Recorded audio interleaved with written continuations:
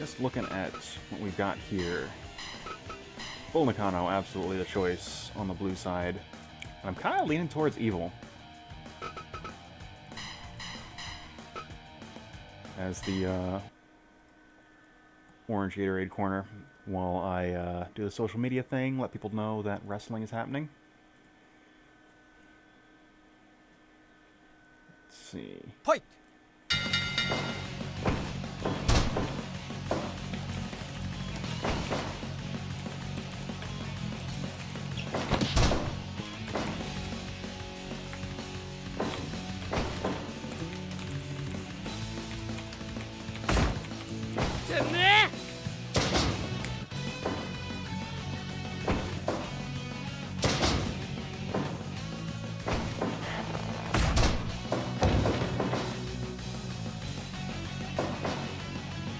Take this matchup off the list as it was two big bodies that do cool weird shit with their hair.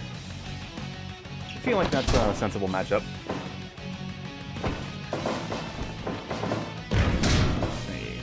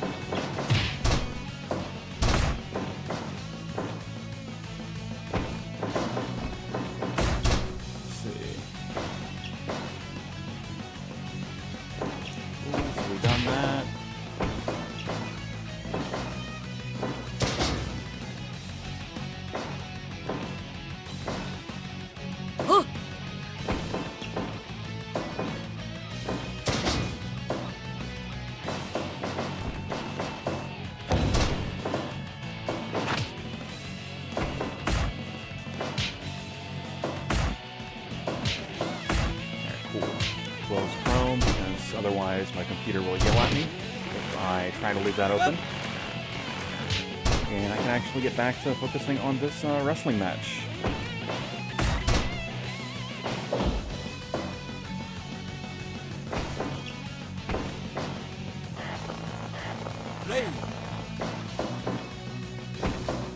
Yeah! Big fisherman suplex. Number one. Only a count of one.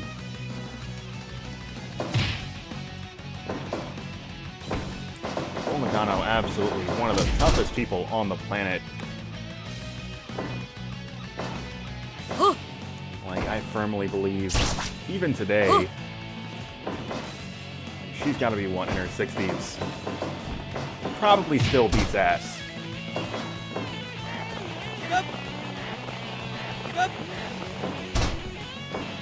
Right now, struggling with Evil. Big Impaler DDT. Is that it? Cover 1, 2. No, only 2.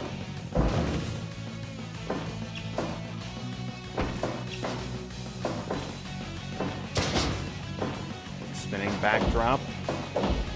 Figure Nakano looking for that guillotine off the top rope, but she's being denied that opportunity as Evil brings this match closer to the center of the ring. Series of elbows to the side of the head. Create an opportunity for Nakano, but Evil scrambles to his feet. And an absolutely devastating dropkick flattens Evil, and Nakano now going high risk. And double stomp right into the lower back of Evil. A slight miscue there, but Nakano making the most out of that opportunity. A double stomp once again, and Nakano going up top. And a third double stomp. Evil now fighting his way back to his feet, fighting his way back to the center of the ring.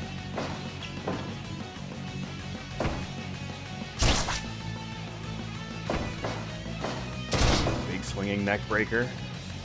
Evil taking a moment to collect himself, figure out exactly what he needs to do to put Nakano away. Right now, Hold on, what is going on here? Meteora out of the corner and goes for a double stomp, but Evil rolls out of the way, able to block that sledgehammer-like shot, and a series of elbows once again puts Evil on top here. Back to basics with the body slam. And Nakano looks like she wants to keep this fight near the corners and create an opportunity where she can hit that diving guillotine, but right now these two competitors very comfortable fighting on the outside. Harada's count is at 9. But they don't seem to be bothered at all about the status of the referee's count. They just want to inflict punishment on one another, and Nakano, hold on just a moment here, double stomp again. And devastating spine buster, but Evil able to get back to his feet, collect himself. Big STO just flattens Nakano, goes for the cover. Is that going to be enough? No. Nakano getting a shoulder up right at 2.9. Keep up. Keep up. Now Evil just working the neck of Nakano, but Nakano will not relent.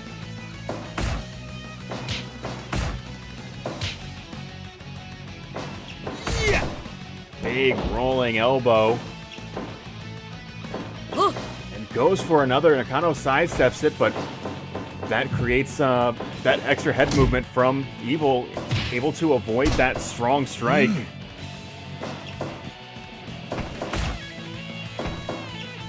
Hold on. Picture perfect German suplex, but Evil able to get a hand on the bottom rope. This match will continue.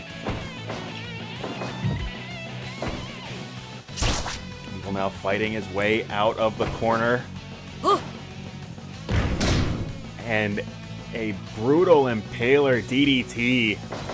Both competitors to their feet at nearly the same time. Neither side getting a clear advantage at this point in the match.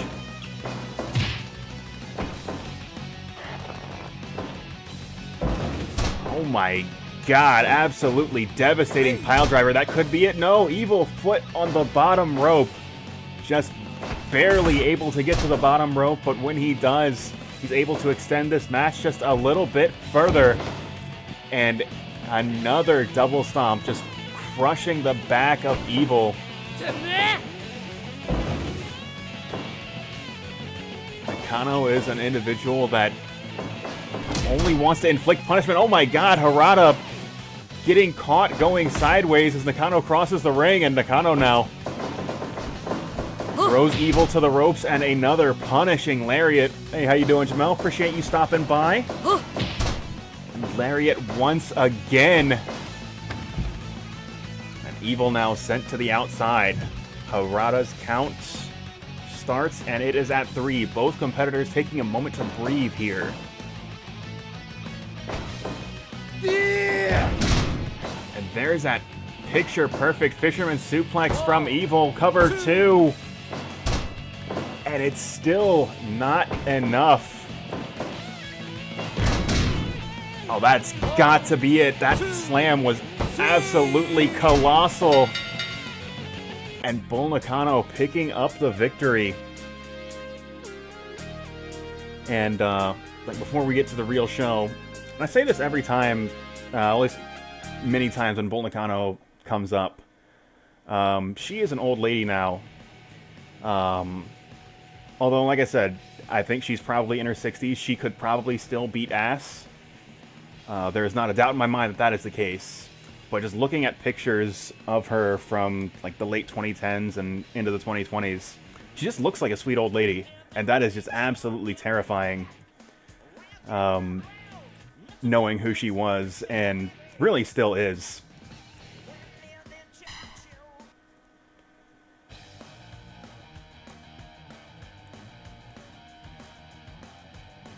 But I believe we are about to get things going here for another edition of Blake's House Professional Wrestling.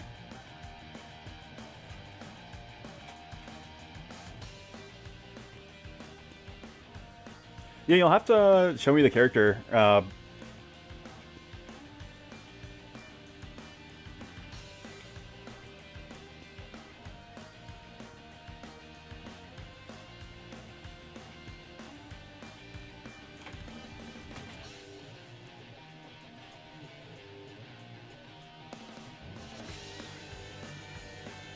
Okay. I mean, that's a good trope. Like, yo, what's going on, Nick? You missed the Dark Nakano besting Evil by Power Slam. But right now we're just hanging out before I roll the intro package. Yeah, I'm probably not going to really even see it now anyway because I'm going to be too busy calling matches. But yeah, if you find the character, definitely link that to me. But I mean, that's also the case of a lot of wrestlers from the, like, 80s that are still around today. Certainly not all of them, but, like, that was an era where toughness in real life was a big deal, like, where the industry took that very seriously. So, like, a lot of those people that were top stars in the 80s can probably still beat ass today.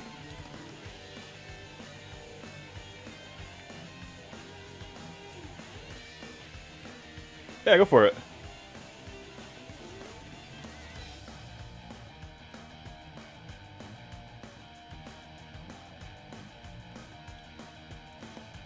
So, I was only recently made aware of something.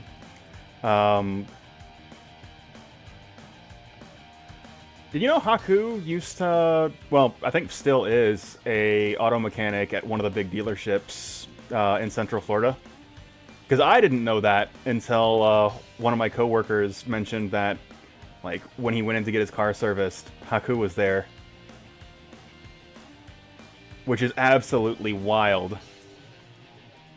Because, okay, yeah.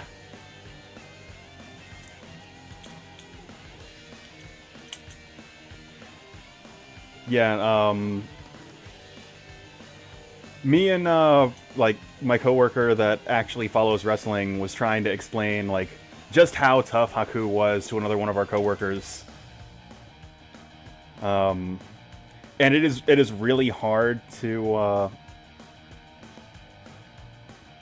really talk about what yeah, like, talk about, like, who he was without, like, making it sound like he was a fictional character.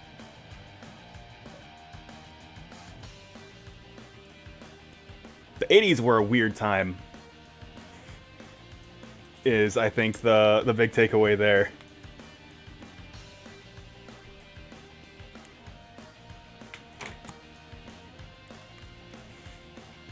Yeah.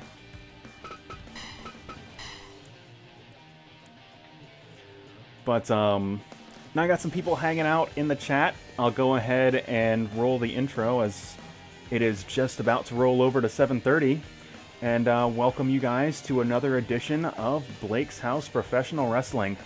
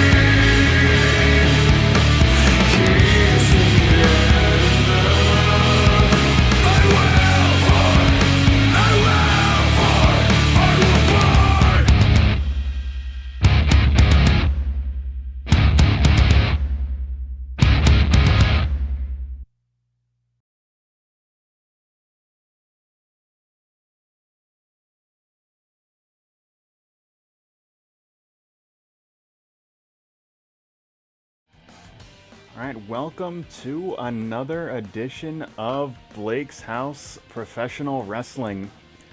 If you were tuned in last week, as we do every week, we had just a spectacular program.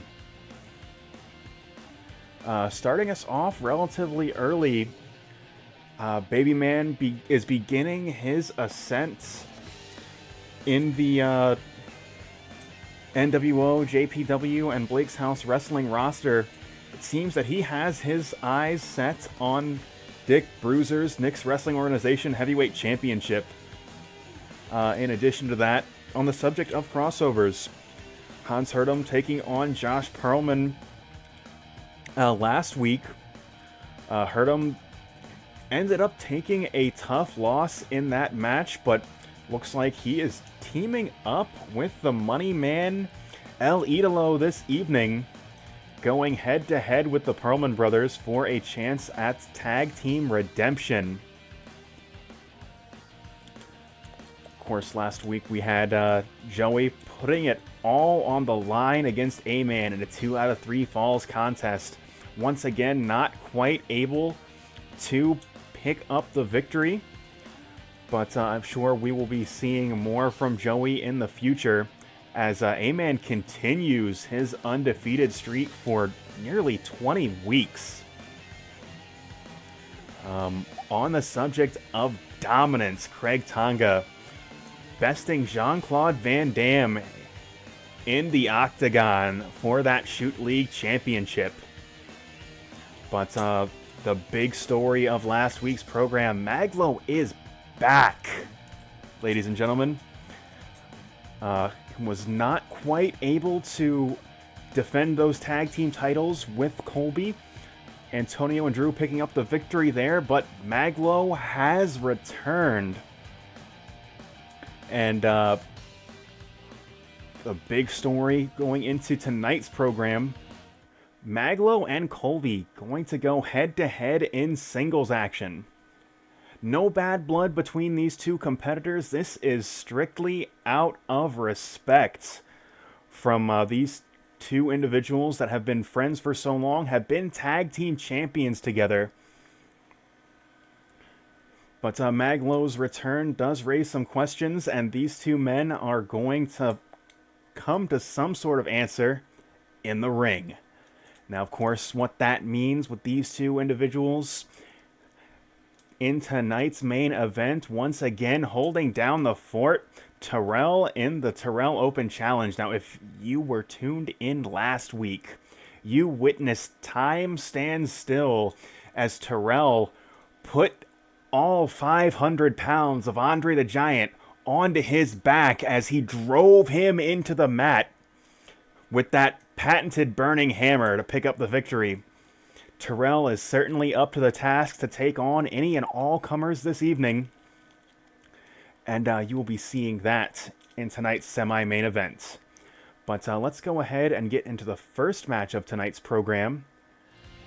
A little bit of interstable action between Brandon and Josh. There is going to be a special exhibition on next week's program. Both of these men are involved in that special exhibition, and this singles match could give either man a leg up in that match, with some more details to be announced at the start of next week's show. But let's go ahead and get to it. Josh versus Brandon one-on-one to open tonight's show.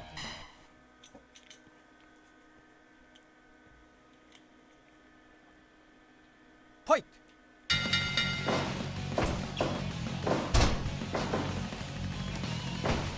I believe these two have actually fought one another in singles action before, but that was quite some time ago. More recently, these two men have been tagging together, representing the city of Lake Mary.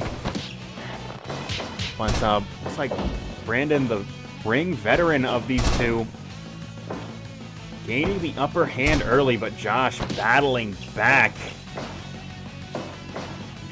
Goes for a cover at the start of the match, just trying to test the waters here with Brandon, but Brandon kicking out before Harada is even able to get there for the cover. And once again, Harada's hand not even touching the canvas.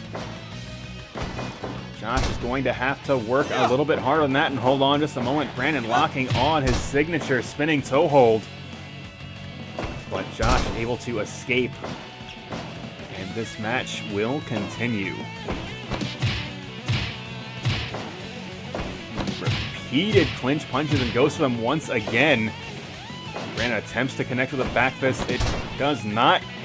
However, that drop toe hold will, and Brandon once again on top here, but Josh, hold on now. Spinning toe hold. Or spinning drop toe hold, rather, and Josh once again cover, this time getting a count of 1.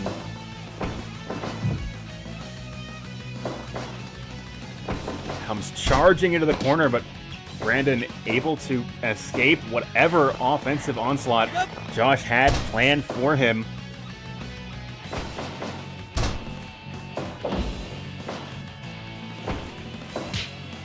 Now these two men just battling it out in this orange Gatorade corner. And Brandon once again on top, and hold on, going high, riskier, diving elbow, just buries it in the stomach of Josh Kaiser.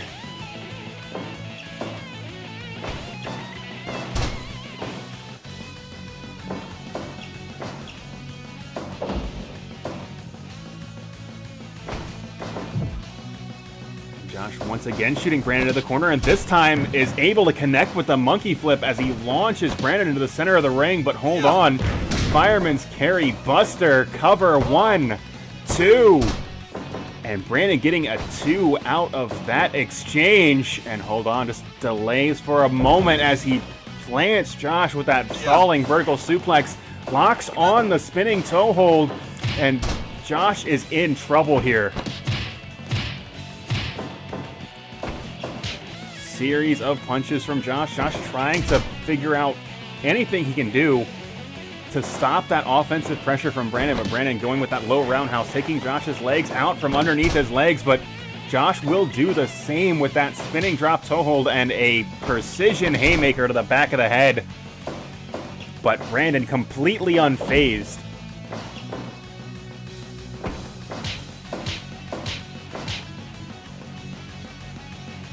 Josh now putting on a bit of a show for the crowd at home. He seems relatively unbothered by the current state of this matchup, as if we had an MMA scorecard, he would certainly be down in points, but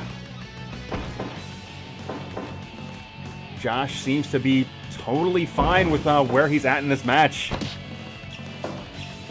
Not too dissimilar to Alpazar, a man that is always comfortable because he's just unbothered by whatever his opponent's doing in the ring. That being said, Brandon another low roundhouse, but Josh once again, bit of a flashy combination as he buries an elbow to the crown of Brandon, and Josh getting fired up, and precision haymaker lands right in the forehead of Brandon, and Josh now picking up some momentum.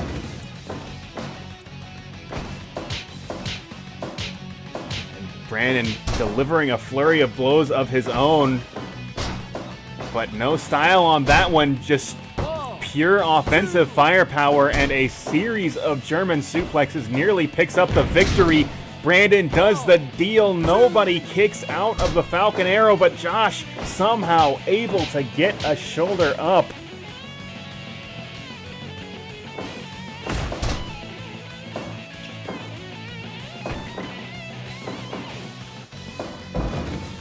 A leaping vertical suplex from Josh, trying to get things back on track. Goes for the enziguri, but it is ducked by Brandon. That soulbutt kick will connect as Brandon getting, possibly going for that spinning back fist, and Josh now once again just trying to draw some energy from the crowd at home, but Brandon powering back. Hold on just a moment here. Josh standing C4. But Brandon to his feet first. That must have taken everything that Josh had, and now these two men squaring off once again with a series of punches. Josh connects with that enziguri, throwback to the side of the head.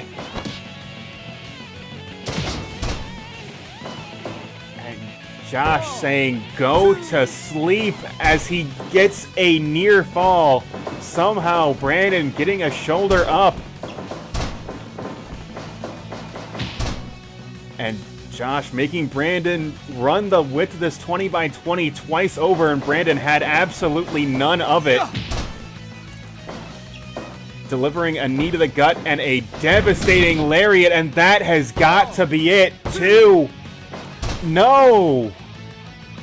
I don't know where Josh had the energy to make that kick out, but this Fireman's Carry Buster has got to be it. What is left in the tank of one Josh Kaiser? Whatever's left is apparently enough to kick out of that pin attempt, so Brandon once again going for another Fireman's Carry Buster, and once again Josh able to get a shoulder up. Brandon is going to have to go, he's going to have to dig deep here, find something that Josh hasn't seen yet, maybe even something that we haven't seen yet. Big Blue Thunder Bomb! But that's not enough. These two men have fought side by side for years. They know exactly what is in each other's offensive repertoire, and hold on. Brandon collides with Harada. Surely that was unintentional, but that has absolutely changed the landscape of this match. Big low roundhouse from Brandon. Figure if he locks on the spinning toe hold, that's going to be it, but Brandon possibly thinks otherwise, thinks that Josh may have an answer for that as well. Hold on just a moment, folks. Josh going high risk. Big leaping tornado DDT, and that is exactly what I'm talking about. These two men need to bring something out their opponents have not seen before, and that might be the answer.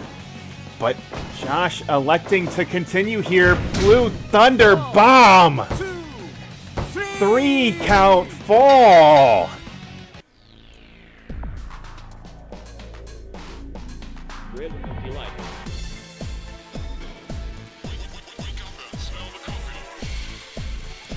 And these two men absolutely going to war with one another,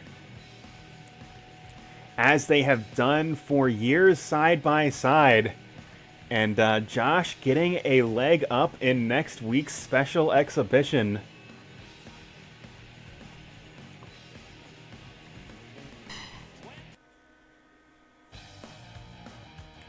To be clear, the reason is the special exhibition with no further details is I don't have the match card drawn up yet. So we'll announce that at the start of next week's program. But should be a fun one.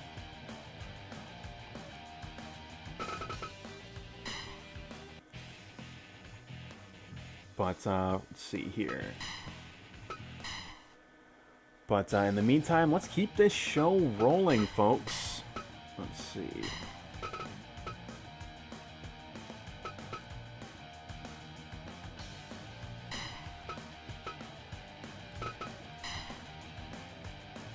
As we've got another Enter Blake's House matchup here. As the #1 contender picture for Terrell's title is still wide open. And Drew specifically unsatisfied in just being a tag team champion. He wants Blake's House gold, but there are several men that are very interested in going after that same title.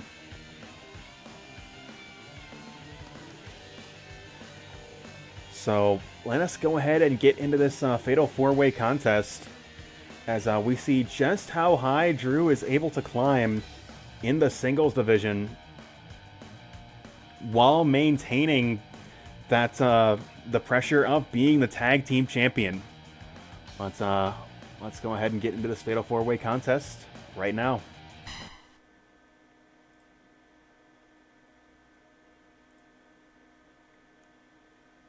fight!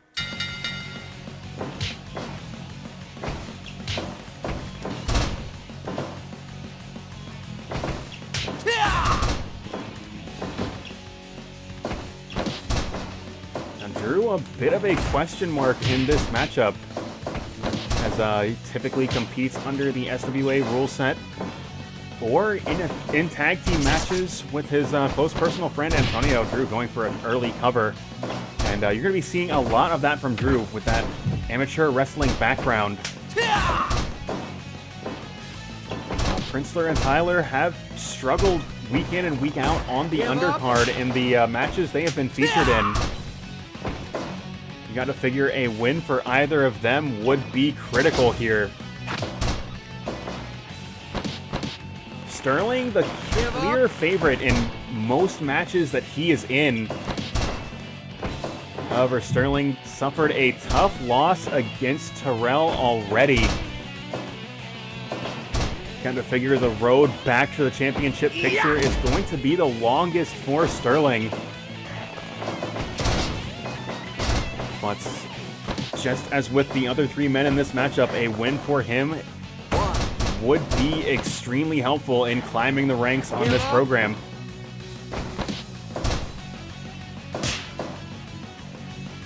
But I'm sure you have seen plenty of it thus far already. This is a fatal four-way match, and what that means is you must constantly be aware of what the other two men are going to do, as you could very easily lose this match without being directly involved in the decision. Additionally, you could be blindsided by an opponent that you were not prepared for. A lot of things can go wrong, and you need a lot of things to go right at the same time. Hold on just a moment. Tyler possibly setting up for that second rope brainbuster, but unable to do so, as that was interrupted.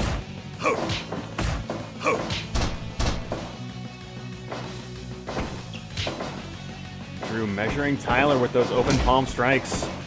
Tyler sending Drew into Sterling. Tyler, of course, one hell of a strategist, a man that takes advantage of this format better than nearly anyone on the Blake's House roster.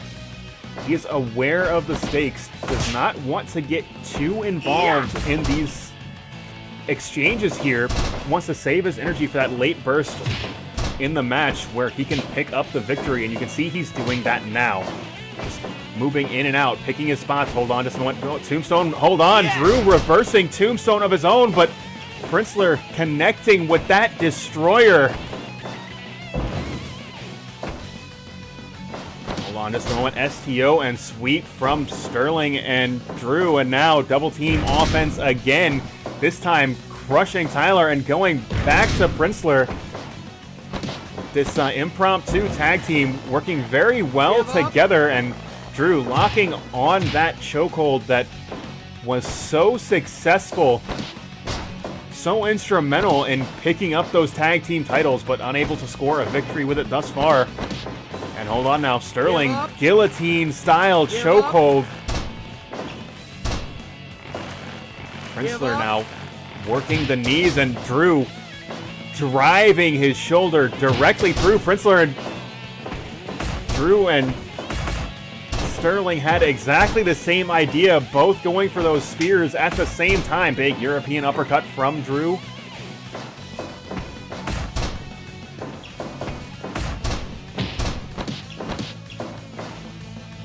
And Sterling going for that patented stretch muffler as Princler now works the leg of Tyler, trying to take away some of that kicking power that he's so well known for.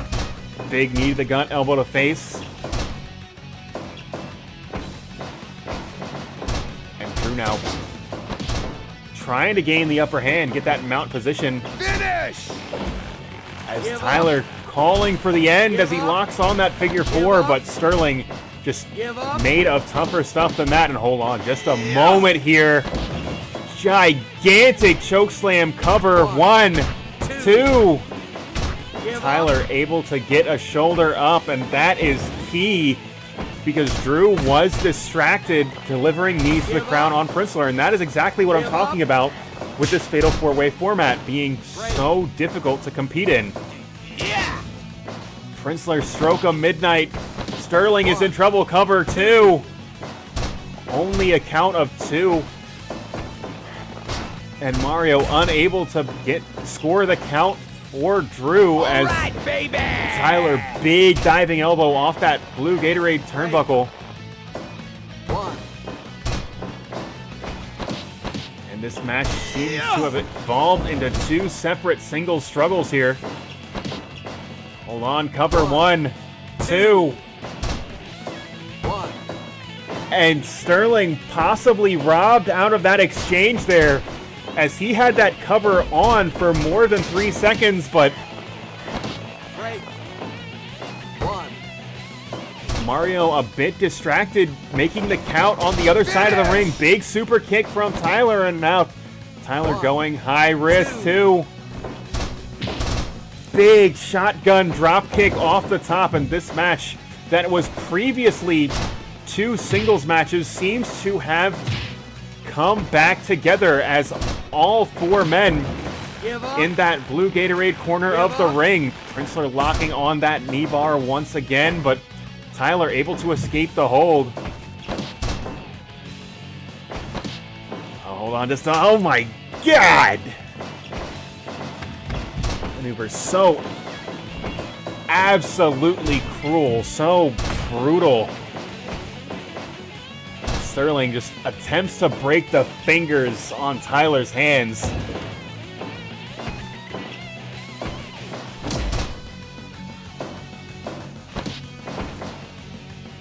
Tyler going for the cover here too. And so very close.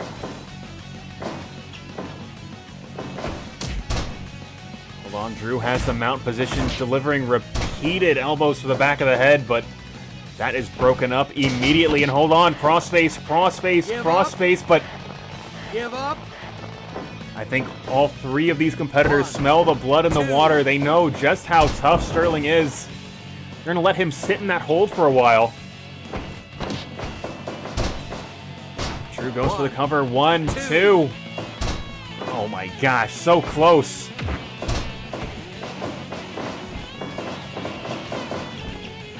And a bit of chaos there, interrupting Tyler's plans. Big drop kick as Princler, caught unaware, was watching the action in that orange Gatorade corner of the ring. That ends up costing him. I figure we are at the end phase of this match. Cover 1, 2, 3 count fall. And as I said at the start of this match, we are going to follow exactly how high Drew is able to climb in the singles division, but picking up a victory in this fatal 4-way action is going to be instrumental in his success, as the singles division has been put on notice. Drew is not just a tag team specialist. He is not just an MMA rules competitor. Terrell, you had better watch out, because this man is coming for your title.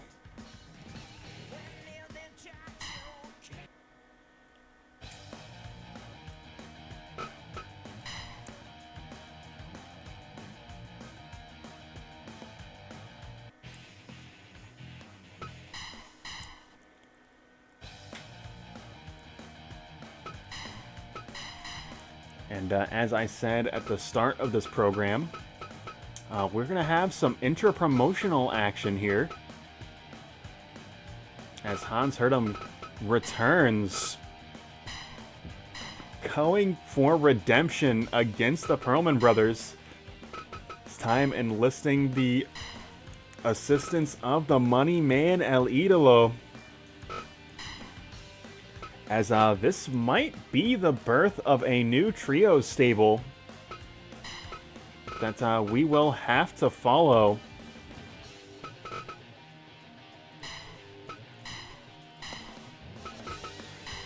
As they are going up against the Pearlman brothers. And that match is right now.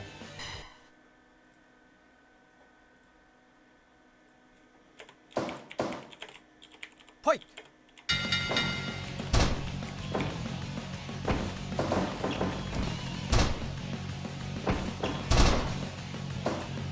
Ryan Pearlman, so very athletic, so very agile. He's going to be a hard man to pin down, even for a competitor with the technical skills of Hans Hurtem.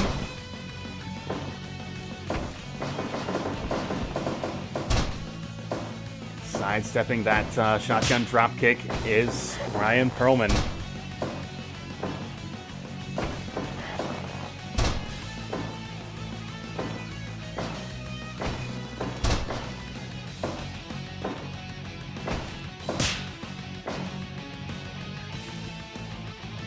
Like Hurtem going to bring Idolo back into this match.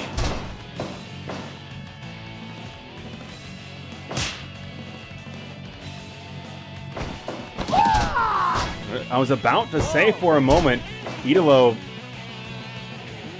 taking the more patient approach, but that springboard body splash absolutely has thrown the idea of patience out the window. And hold on just a moment. Ooh, attempts at a big lariat from Josh Pearlman, but it is ducked by Idolo.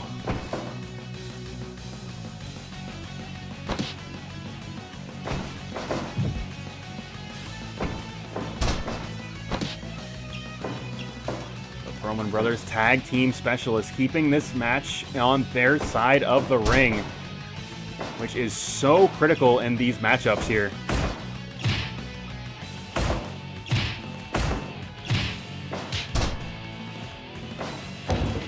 Big standing leg drop from Josh Pearlman. Josh Pearlman, the man that has embarrassed Hans Hurtem twice, and that is precisely why Hurtem has asked for this match, and we're going to get to see these two men square off a third time.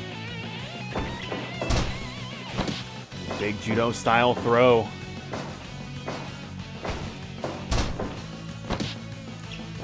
But Pearlman responds with a snapmare, and it's like he's going to return to his own corner. Bring Ryan Pearlman back into this match. Big double drop kick from the Pearlman brothers. Goes for the cover. One.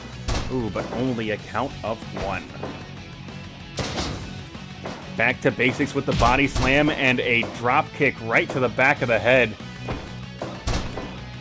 But Hurtem is unfazed. Ooh, colossal chop to the chest.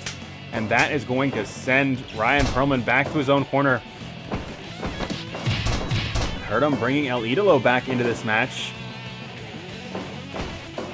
Possibly taking a moment on the apron to strategize. See what Josh Pearlman and Idolo do. See if he can devise a counter to that offense that has put him away in 2 back-to-back weeks. Ooh, big standing shooting star. Idolo able to avoid that drop kick. Avoiding those significant strikes, but gets caught going for a Rana and is planted right into the mat by a power bomb. Idolo taking a moment to reevaluate his strategy here.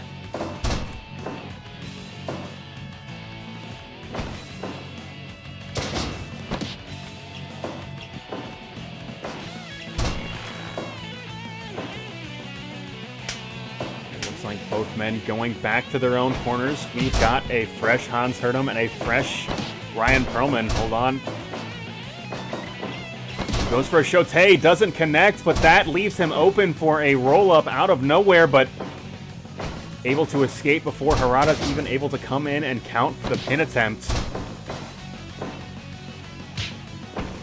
You see Devon Ramos, close personal friend of El Idolo and longtime tag team partner, working as a second here. Oh my god. And this time the Rana countered by Hurtem as he plants Pearlman with that big power bomb. And once again, Brian going to the well too many times with that Rana attempt. It goes for a shote again, doesn't quite find the mark. And a slight miscue, a rare miscue from the Pearlman brothers is going to create an opportunity for Hans Hurtem as he delivers repeated kicks to the chest.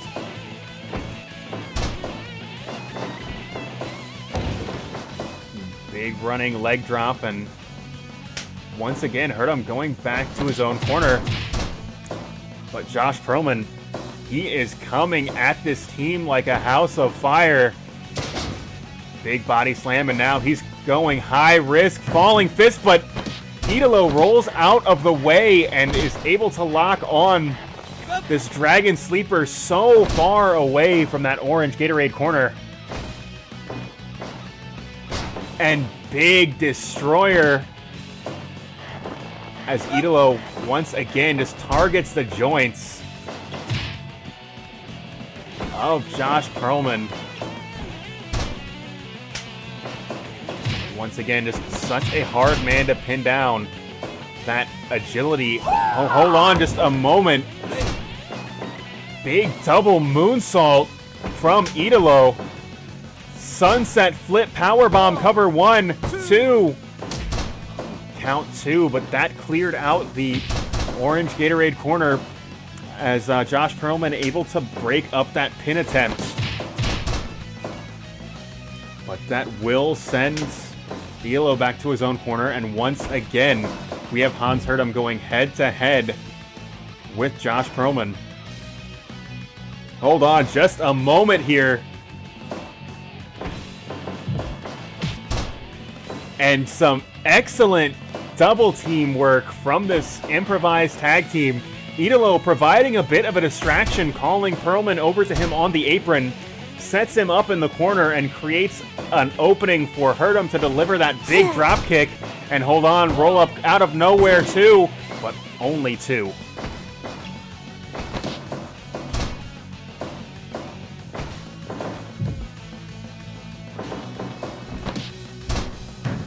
Pearlman going for the monkey flip, sending Hurtem back to the center of the ring, and that's going to create an opening to get back to his own corner. Tag a fresh Ryan Pearlman in, sidesteps the drop kick.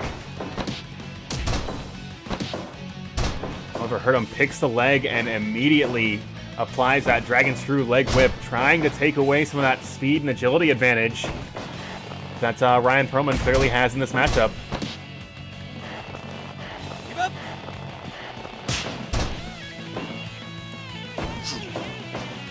Oh my god, big belly-to-belly overhead suplex, and that is going to create an opening. Idolo back into this match.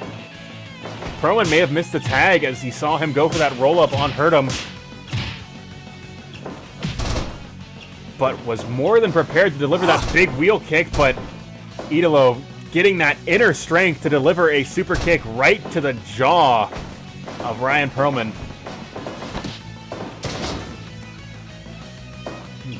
Big tilt-a-whirl head scissors. And once again, the team keeping the fight in their own corner.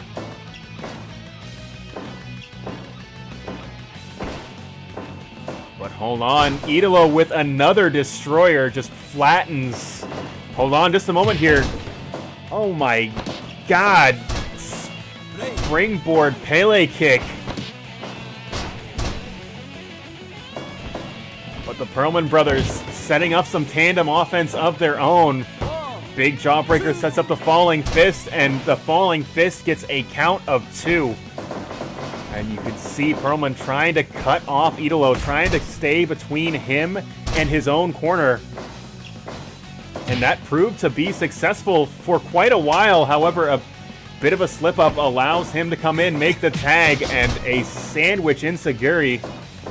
Oh, hold on a second.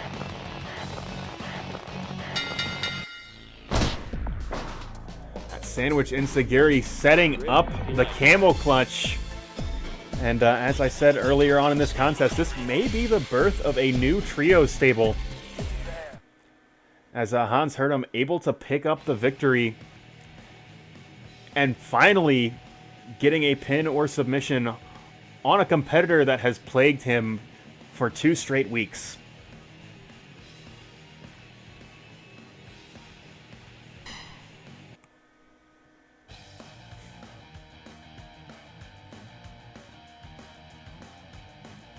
And also to address your other question, or I guess not really question, but more statement about the corner run counter. As far as I'm aware, that's just a thing that happens randomly, like when the game decides a reversal is going to happen. Because I played one of these matches and accidentally forgot to turn off player control and was shot into the corner turnbuckle and did do the springboard corner escape. So yeah, I think that's just a thing that happens as a random reversal, the same as any other random reversal. Now, I'm pretty sure you only get that if you have the Panther, Lucha, and maybe Junior style. Panther for sure has it. I think Lucha has it, but I don't know if any other styles have it. The return style specifically, not the base style.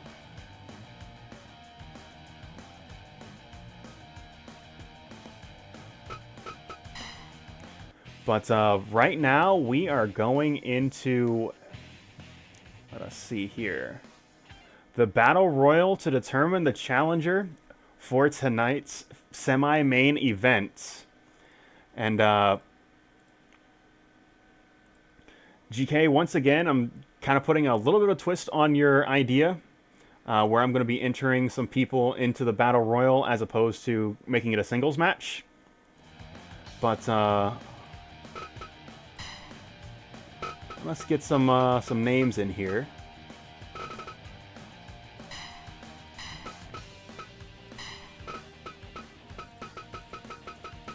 And your idea for Jesus was good, but what if instead we put in Joey?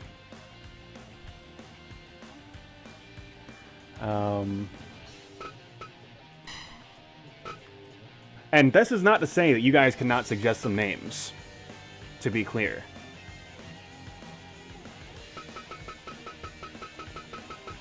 But we're going to get some Easter-themed picks.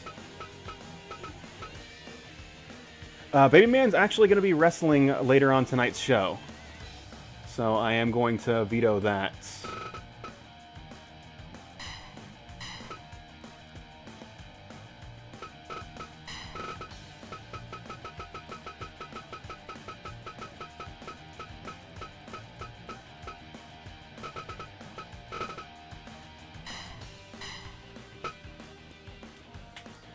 But I think we locked in the Easter-themed names for this matchup here.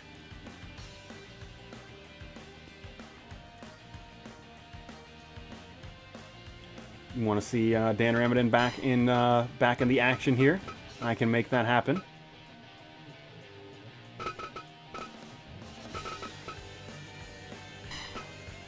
And I know GK is hanging out in the chat, lurking. I'm sure his boy Frank Vista, and you nailed it as well, was going to be showing up in this contest, as he always does. But that is going to leave 2 more names available for you guys on tonight's program.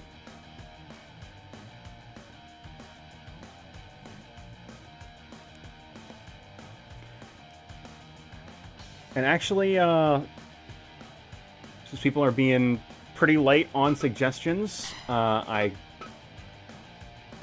can actually do something here that I've been... let's see. I know I don't have a Kevin Sullivan, and I do not have a Satan. I was going to say one name that's specifically GK has been requesting that I keep forgetting to get. Let's put Frank Castle in this match here.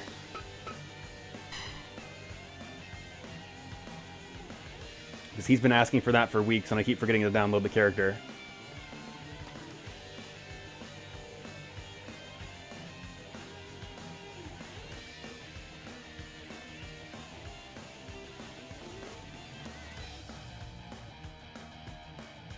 We can do Loz Cobb, and that's going to be the full list here. Also, believe it or not, GK, there was no, at least none that I could find, like, actual Easter Bunny characters on the workshop.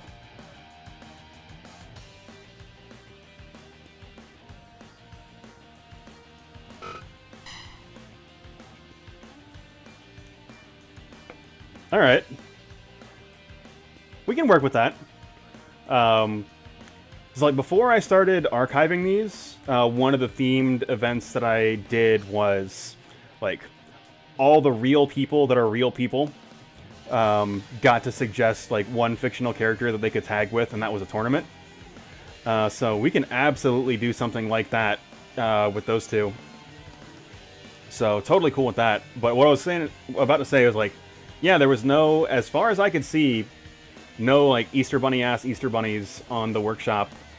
So we've got one of the Rosebuds filling in that role. The second choice, I didn't end up downloading the character because I don't have any other Hood Slam characters. Drugs Bunny was a second choice that I could have gone with. But, I don't know, that might be a little bit too blue for this show. Too blue for the Bunny Day show, at the very least. But we've got 8 names, all looking for a spot at the semi-main event on tonight's program. So let's go ahead and get right into it. 8-man over-the-top rope battle royal for the right to face Blake's House champion Terrell Benjamin in the semi-main event.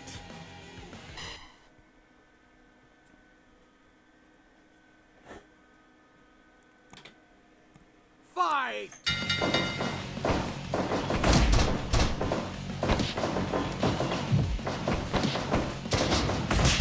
And it is just total chaos in the ring here. Oh!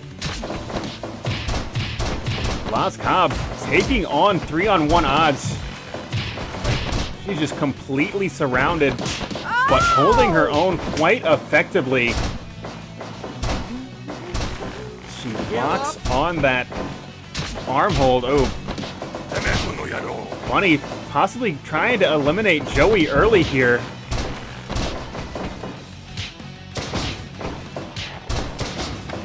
And Jericho picking up the first elimination, taking Dan Rambaden out of this contest.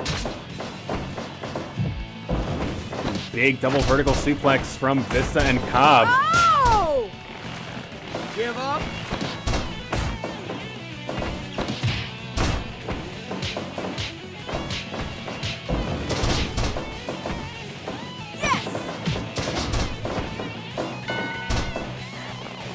Give up! Vista applying repeated knees to the crown of Castle, but Castle getting out of the hold. Hold on just a moment here. Goes for the cover. Ooh, not even getting a 1 count. Honestly, a miracle he was able to get the space to go for that pin attempt in the first place with 6 other Vultures in this matchup. Or 5 other Vultures at this point, I suppose. Cobb locks on the knee bar.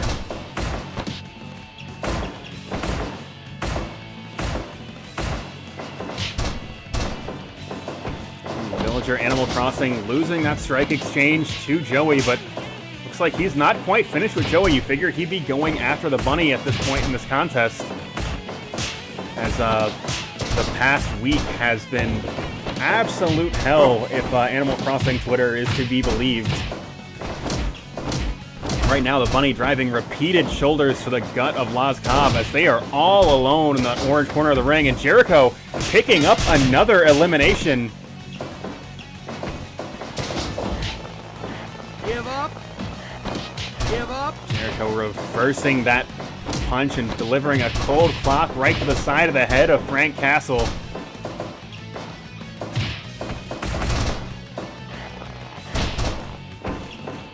It is just absolute pandemonium in the ring here. Give up! Even with 2 fewer competitors, it is just bodies stacked up near the ropes here. Castle and Villager Animal Crossing have broken off from the pack, and they are going head-to-head, and right now Frank Castle is in the driver's seat. Oh my god! Villager Animal Crossing's tremendously large head just driven into that middle turnbuckle.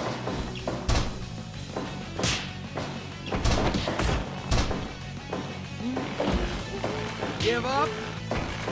Give up! Right now, Cobb working the legs of Joey Boggy. as the bunny now just swinging wildly with those feet here. But a battle of kicks is not one that you want to get into with Joey, as he will punish you. Oh, but hold on just a moment there. Villager Animal Crossing picking up the elimination.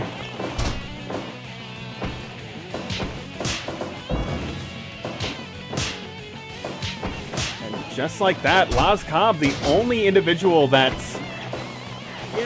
represents the Blake's House Wrestling, Judgment Pro Wrestling, and Nick's Wrestling Organization, like, collective here.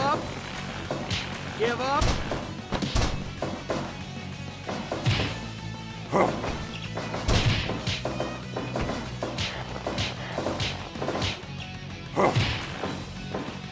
And Cobb trying to submit Jericho.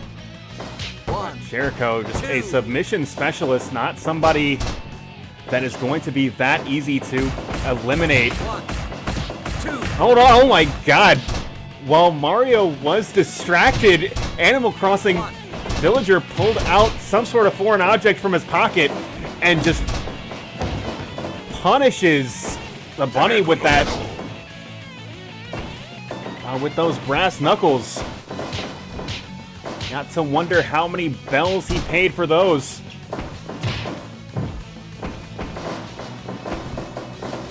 Hold on just a moment. Laz Cobb going high risk here, but Frank Castle 1, 2, breaking away. 4. Mario's count at 4.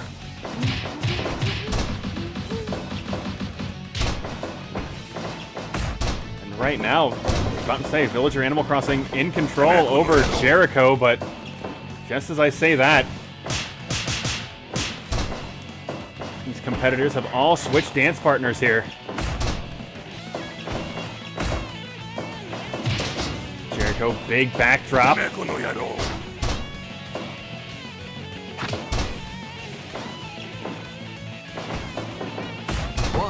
One, two. But it's not enough to put Cobb away. Like I said, Cobb representing that collective of Blake's House Wrestling, or Nick's organization, and Judgment Pro Wrestling. Got to figure the fans at home cheering Laz Cobb on, hoping she can survive just 4 more eliminations.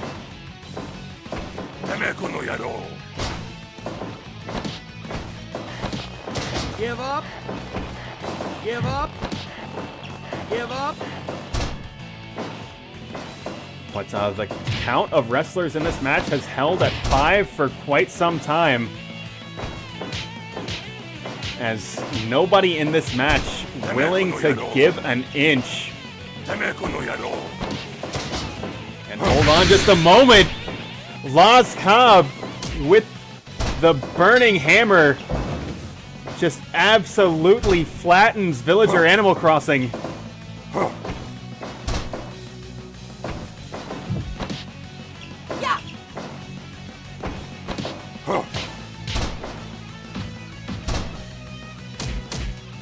He was just a boy.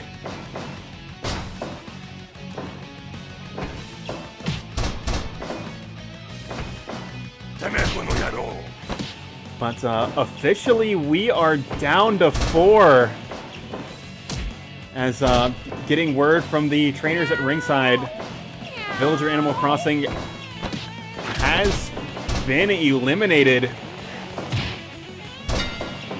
And I believe that is another elimination, but didn't get a good look at who.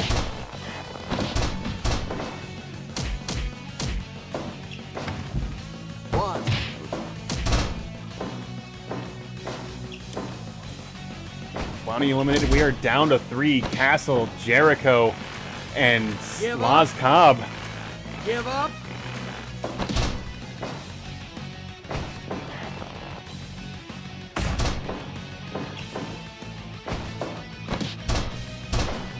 And a code breaker from Jericho. Give up. Give up.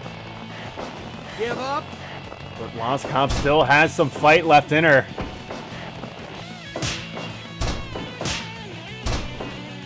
Frank Castle a series of chops, puts him in the driver's seat in this match. As Jericho and Cobb get to their feet at roughly the same time.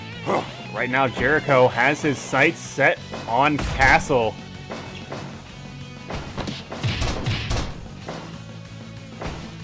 Looks like Jericho a little bit frustrated with Cobb interfering with whatever he's got planned for the Punisher.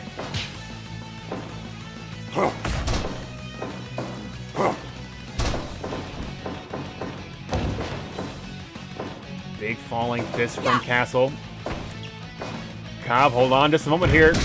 Burning hammer once again, but unable to capitalize as Castle immediately inserts himself into the conversation. And hold on, that Kimura hold out of nowhere. That's going to be an elimination. And Laz Cobb all alone with Frank Castle, the Punisher. Big double knee drop. The Punisher calling for the end. Cobb fighting back, trying to battle her way into the semi-main event of tonight's program. Oh! Hold on, picks the leg, rolling knee bar, but Castle will not submit.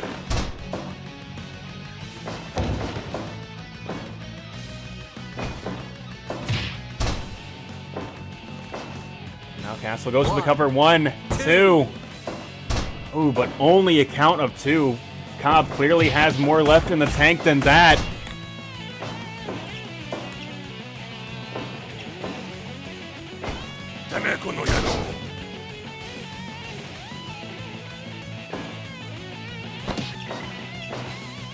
Castle trying to find the answer here. Oh! See just how winded he is, and hold on. That rolling knee bar is going to be a victory for Laz Cobb, and she has just booked her ticket to the semi-main event, taking on the champion of Blake's House Professional Wrestling, Terrell Benjamin.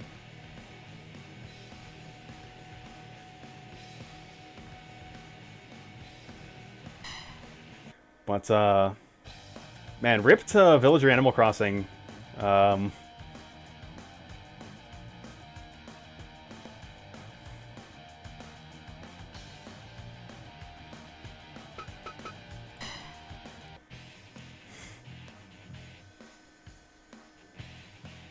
Yeah. But I think you said it yourself, Jamel. When you step inside the squared circle, you know, you gotta be ready to fight. Everybody is an adult here.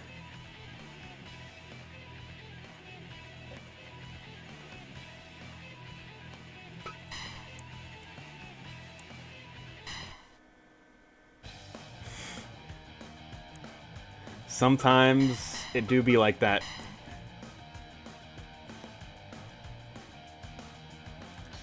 But I said just moments ago that Babyman was going to be on tonight's program. And right now, we're going to go ahead and get into that match as he continues to attempt to climb the ladder, earn himself a title shot against Dick Bruiser, the Knicks Wrestling Organization champion. And he is going to be going head-to-head with Jordan. Two severely unorthodox fighters. And we're going to have to see just who was able to come out on top in this contest. And that is right now.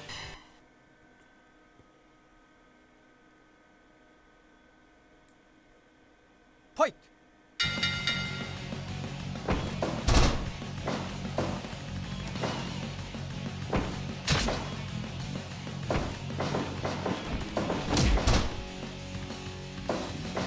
Jordan putting to use Babyman's limited stamina, already making him run half the width of this ring. Babyman going for a big headbutt, but it is escaped, and Jordan standing shooting star, but Babyman shoulders off the mat immediately.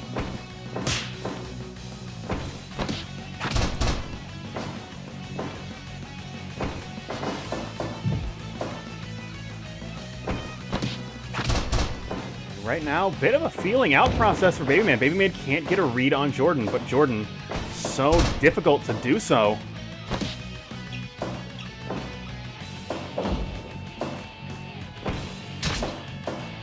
But Babyman going to that patented offense that got him kicked out of sumo.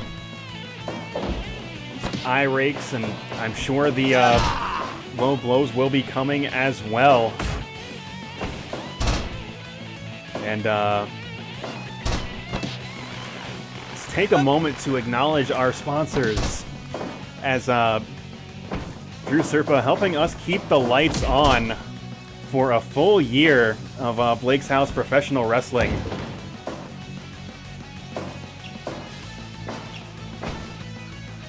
But right now, Babyman once again just raking the eyes, trying to rip the mask off of Jordan's face. And as I said, there's that low blow, there's that offense that got him kicked out of sumo leagues around the world. But Babyman totally indifferent to the referees calling this match. It's another low blow, and Harada's going to let them fight. Big double stomp from Jordan off the top. Jordan going to keep that momentum, but Babyman gets to his feet just a little bit too soon, and big back body drop from Babyman. Just proving to be too difficult to pick up off the mat as he blocks that powerbomb attempt. But here it is, that patented bear hug from Jordan. A maneuver that nearly the entirety of the Blake's House stable is deeply familiar with. And a stalling Manhattan drop as... Oh my God! Jordan's knees colliding with the mat. And you know Jordan does not wear knee pads under that gear. But Jordan still able to stay in control. Crossface chicken wing and repeated strikes to the chest.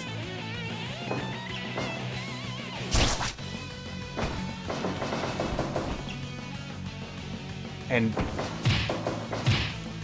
Babyman has yet to find an answer for Jordan. Every time he seems to get close, Jordan able to change the questions.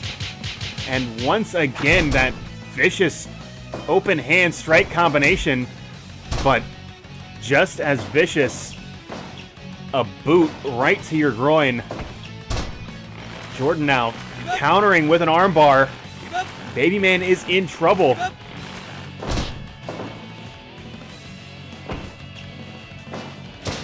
Big belly-to-belly suplex, and Jordan going high risk.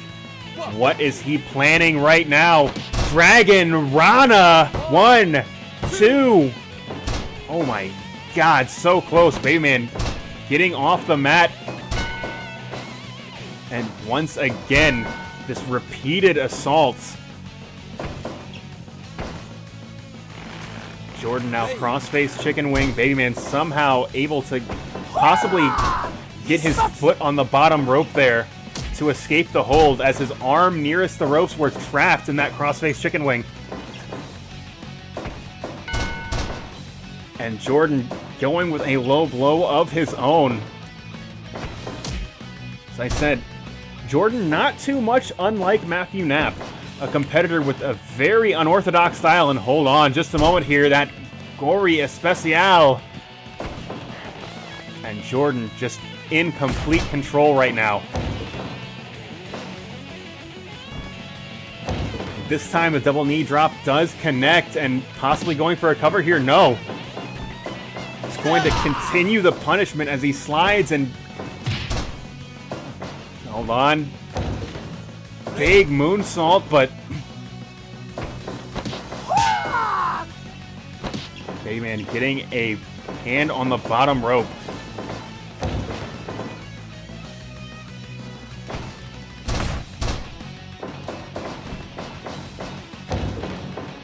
Falling fist from Babyman. Babyman trying to gain some momentum here, and hold on just a moment here. Babyman has enough. Brings out the foreign object, cover 2. Ooh, but only 2. Jordan somehow finding that inner strength to get a shoulder off the mat, even after that colossal claw collides with his face. And hold on, Jordan now trying to reposition Babyman. Babyman fighting his way out with a series of headbutts. And I believe this has once again become anyone's match. Big arm drag from Jordan.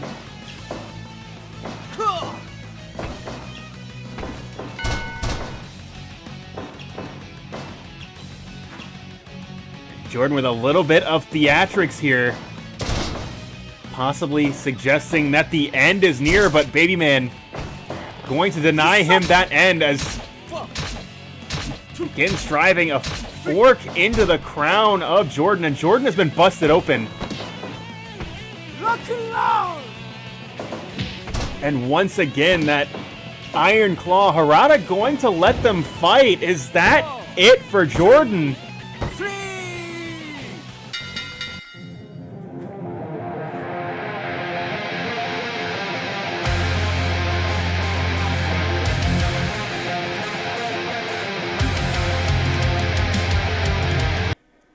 Babyman picking up the victory here after a repeated assault with various weapons and foreign objects.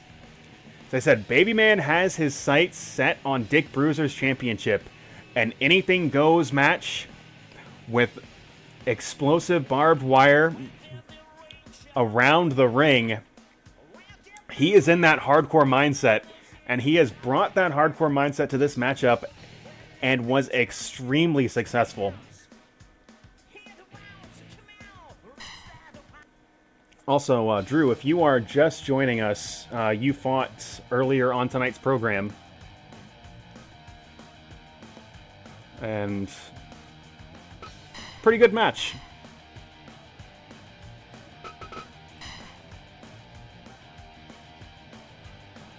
Well, I suppose the good thing about doing some OT, like I know we are, like, COVID-19 is in full swing, and anybody getting any work,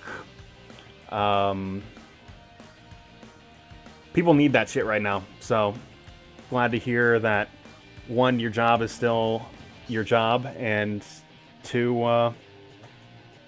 like, they got shit for you to do.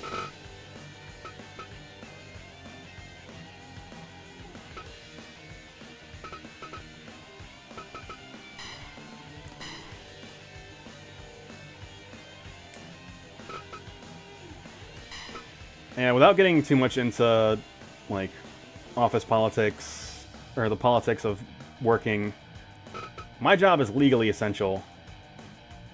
But, like, man, who really needs lasers right now, though?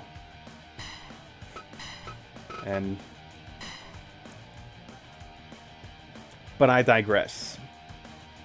As we are about to jump into the King of Fighters TV Championship match.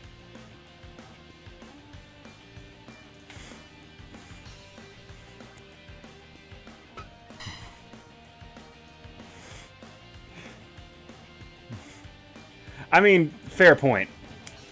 You've got me there.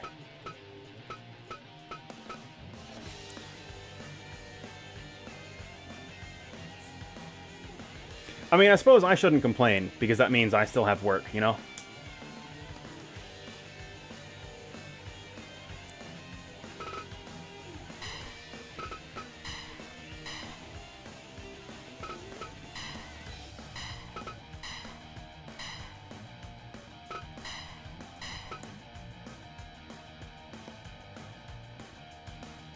Yeah, I mean, especially with most of the wrestling companies shutting its doors. But you know what? Blake's House Wrestling still on. As it turns out, the risks of transmission in the virtual world of Fire Pro significantly lower than that of the world that whatever world that wrestling actually lives in. Let me see if there's football gear for Bo Jackson. Nope, just the baseball gear.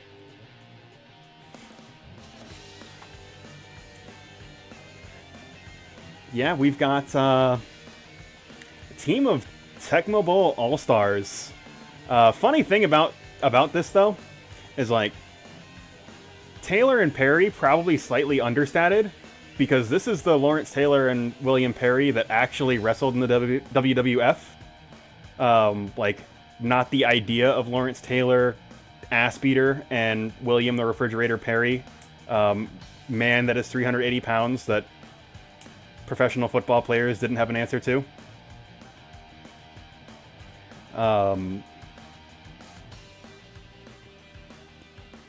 But they've still got some juice. Just their move list is probably going to be a little bit limited. But regardless, team of Bo Jackson, Lawrence Taylor, and William the Refrigerator Perry going head-to-head with the Death Triangle for the King of Fighters Television Championship. And let's verify elimination is on, and so is this match.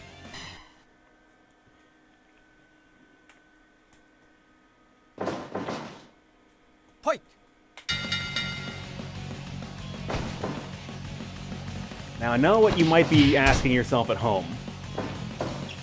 Or maybe even telling yourself. Bo doesn't know wrestling.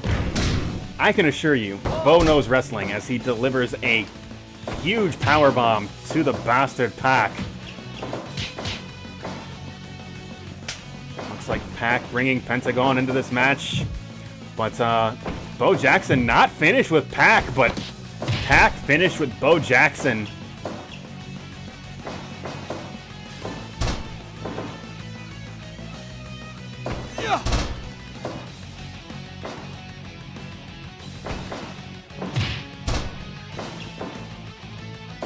And it's been quite a while since we've seen a team on a run quite like the Death Triangle. There was a brief window where the KOF TV Championship was changing hands very frequently, but Death Triangle has gone head-to-head with several teams of many different compositions, many different styles, and they have come out on top time and time again. But we're going to have to see how they handle this stacked roster of some of the all-stars of the early 90s NFL.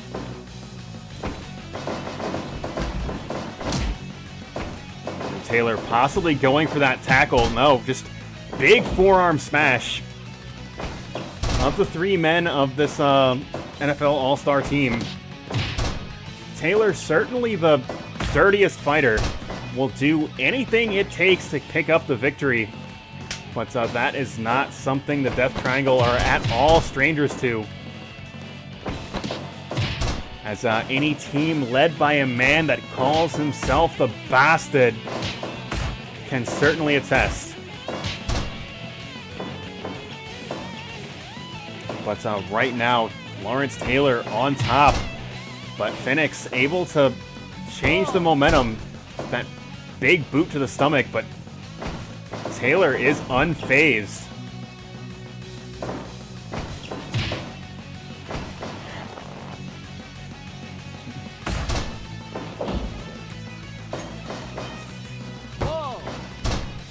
Phoenix getting a count of one, and that's going to send Lawrence Taylor back to his own corner, and we've got William the Refrigerator Perry in this matchup here.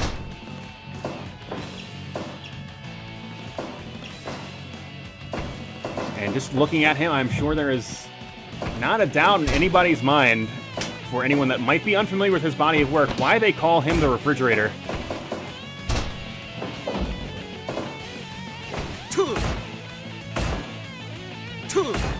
Gotta say, I've had to move furniture.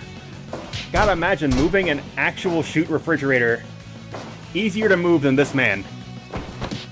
But right now, big clubbing blows from the fridge, and once again, another one. And the Death Triangle is in trouble. They have not really gotten anything going against this team. Big toe kick from the fridge. And a series of punches just lays out Pac. Textbook body slam from Perry. And Phoenix and Pentagon just have to watch as Pac just gets absolutely manhandled, as he just doesn't have an answer for this size disadvantage. And Phoenix very much in the same position, but big Snapmare finally takes the big man off his feet. And this could be the momentum shift this team needs, but no, Phoenix shot into the corner. And a double axe handle as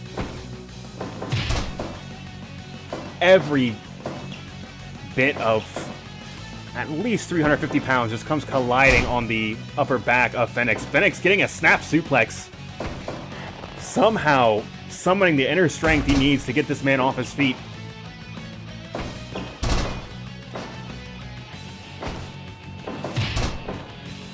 Perry electing to go back to his own corner as he has frustrated this team enough, and that's going to set things up quite nicely for Bo Jackson. But Phoenix starting to battle back a little bit. Hold on, power bombs once, twice, but hold on now, big Death Valley driver. And Phoenix is in trouble as Bo Jackson just buries his shoulder in Phoenix's stomach as he drives him into the mat with a spear, but hold on just a moment here. Big double vertical suplex, and that's clearing out both aprons now. And this might be where this team starts to rally here.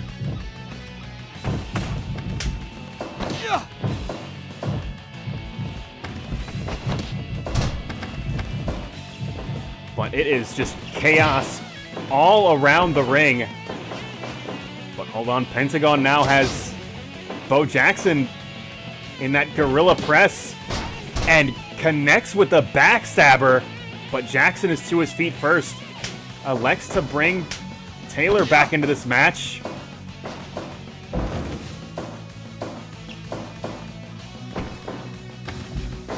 And LT shooting Pentagon to the outside. And we are getting a repeat of just a few moments ago. Both aprons cleared out. And Lawrence Taylor handling himself quite well in this 2-on-1 situation. But just as I say that, Phoenix and Pac connecting with that double suplex. And hold on, oh my god. Pentagon just slamming the refrigerator onto the mats outside. Pentagon will elect to go back to his own corner. Phoenix into this match, but Taylor able to use a series of toe kicks to escape that 2-on-1 situation.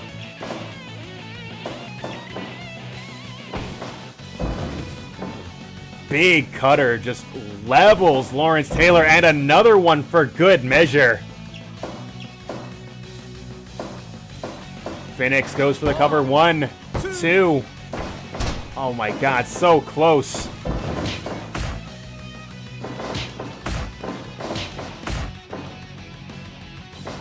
And LT just buries his shoulder into the chest of Phoenix, but Phoenix getting to his feet delivers a super kick. Welcome to the party, pal.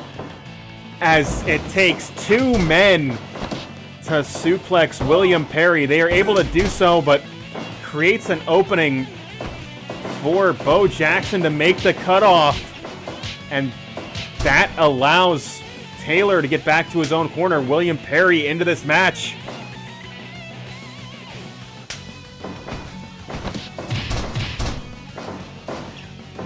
William Perry, too big, too strong, too fast.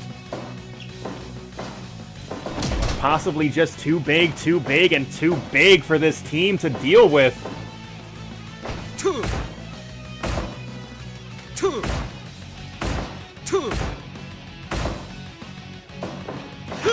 And huge super kick, and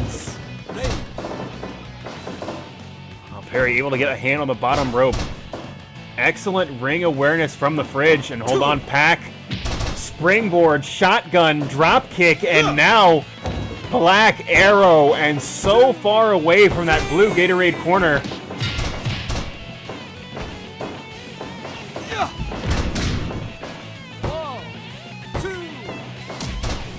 Well, that could have been it, but Pentagon able to make the save.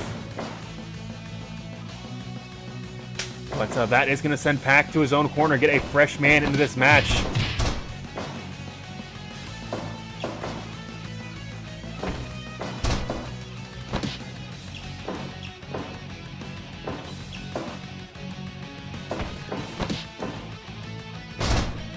On cover, 1, 2. No, Bo Jackson able to break out.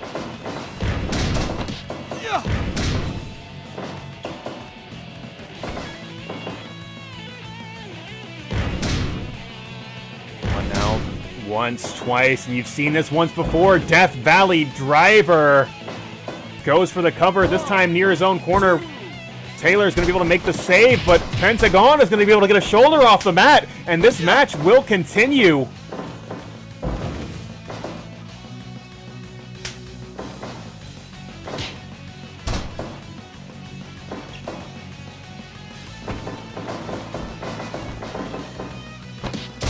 Big wheelbarrow into a bulldog, and sling blade from Pentagon, but Taylor comes up swinging, but it's not going to be enough. Vertical suplex cuts off all of his momentum.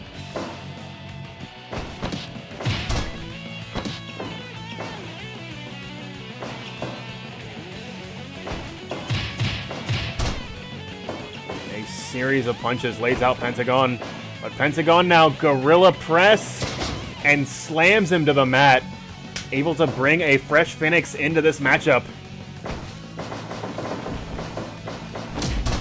Ooh, a rare miscue from the Lucha Brothers. If Taylor can get to his own corner, no, he's gonna fight it out. Monster lariat from LT, but LT Fire Thunder from Phoenix and goes for the cover. That could be it, too. And he is cut off by Pac and Pentagon. Bo Jackson has to do it all by himself.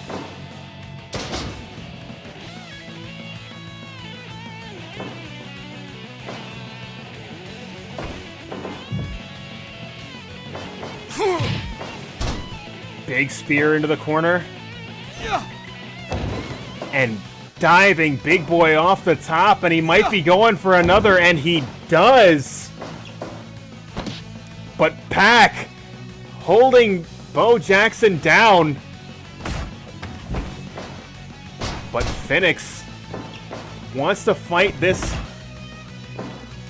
wants a fair fight, wants to be able to take down Bo Jackson by himself.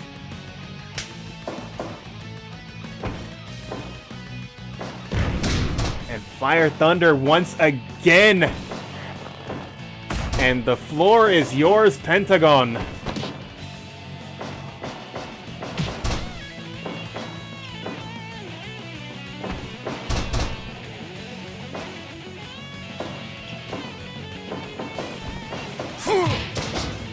Pentagon clearly having no such issues about what is and is not a fair fight,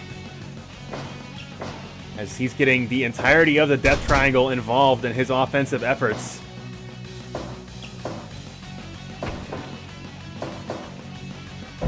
Big vertical suplex from Pentagon.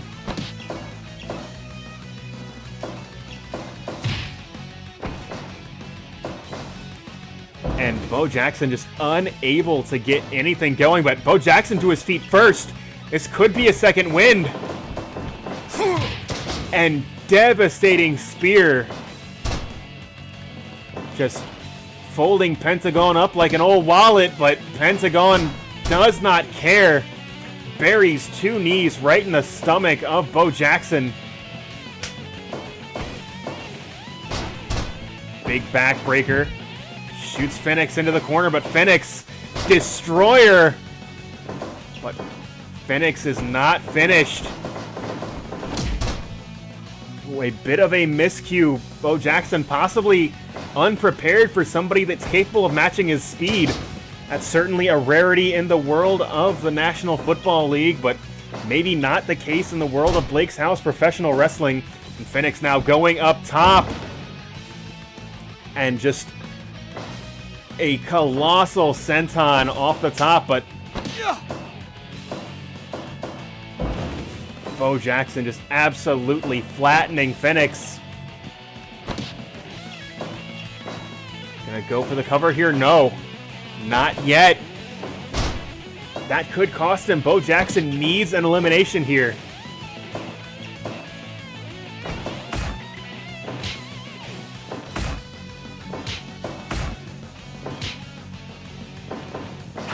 Big super kick from Phoenix, and that could be it, but no. Bo Jackson hand on the bottom rope, but now he has to fend off all three members of the Death Triangle. And once again, his head just driven right into the mat. Cover 1, 2. Oh my God. Despite these 3-on-1 odds, Bo Jackson able to kick out somehow, finding the strength to get a shoulder off the mat. Bo knows professional wrestling. But Black Arrow off the top. But Pac absolutely flattened by that spear. Bo Jackson figuring out exactly what he wants to do next. As Pac is in trouble, but got to figure the Death Triangle just playing with their food at this point. These 3-on-1 odds, so much to overcome.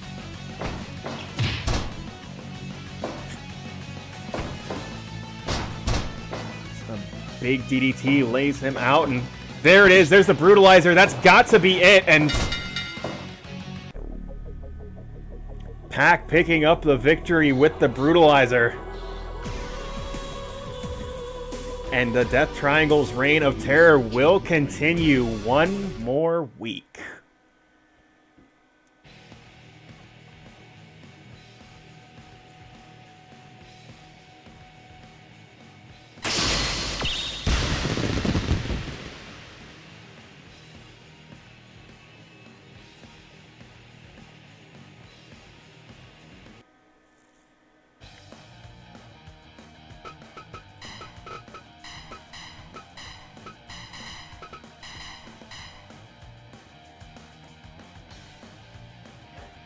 Now, as I mentioned earlier, Babyman on the hunt for Dick Bruiser's championship.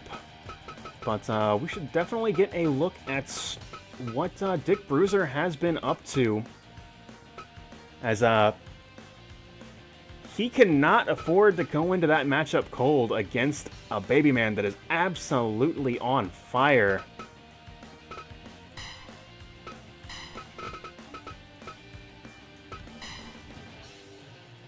So he has requested a bit of a tune-up match from Blake's House professional wrestling talent, Patrick Christopher.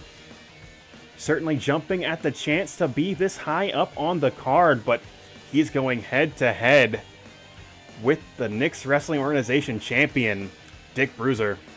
And that match is right now.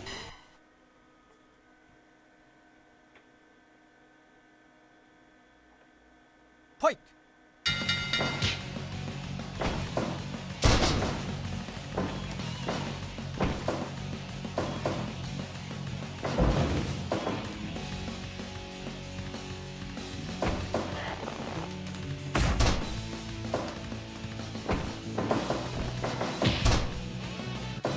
Christopher handling himself quite well, but the power disadvantage is so significant. Sure. Dick Bruiser baiting Christopher into that test of strength, and that had cost him at that moment.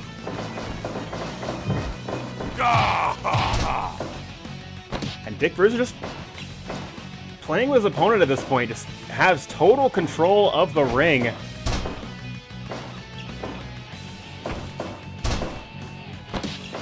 So this is a moment for Christopher to really shoot his shot and earn himself a spot on this Blake's House Wrestling roster, but the odds are stacked against him. But hold on, big swinging neckbreaker, and Christopher in control. And locks on that scarf hold, that maneuver that has booked Drew's ticket to the tag team gold. But hold on just a moment now. As there is the raw power of Dick Bruiser. Just too big and too strong for Christopher to take on, but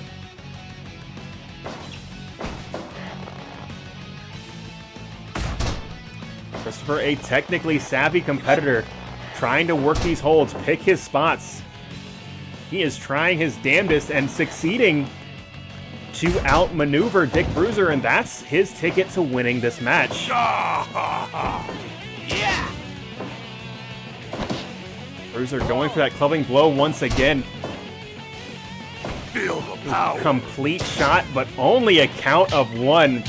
And that has woke Dick Bruiser up as a series of punches just busts Christopher open as a cut starts to make itself starts to show just above his eye.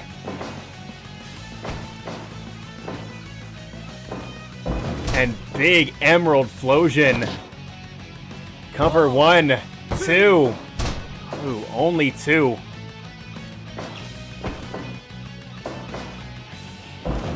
Ooh, big vertical suplex. That's going to send Bruiser to the outside, and Christopher is running on adrenaline here. He has followed Dick Bruiser to the outside, but Dick Bruiser has collected a steel chair and is swinging wildly. Christopher just slammed on the outside next to another one of the rings in our training facility. On Harada's count at 15. And there is the equalizer as Dick Bruiser swinging wildly with that sledgehammer. Finish. Unable to connect with the sledgehammer, but does connect with that power bomb. And Christopher struggling to figure out exactly what he can do against this monster of a man.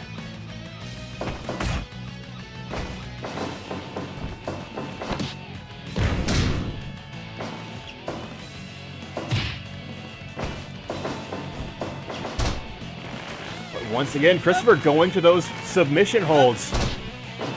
That is, he has found a strategy and he's sticking to it. But the power differential may prove to be too much as Emerald Flosion once again just flattens Christopher. But hold on, big Impaler DDT. And Christopher is to his feet, but Bruiser to his feet right after, just throwing his weight around, just laying Christopher out.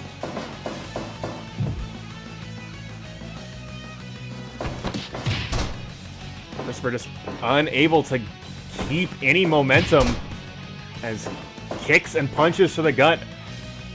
Bruiser just in complete control.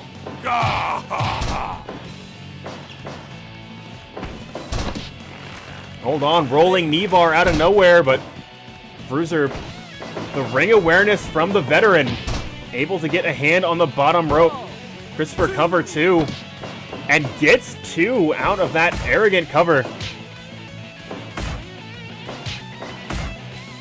Christopher trying to make a statement to the Blake's House locker room that he belongs on this show, that he belongs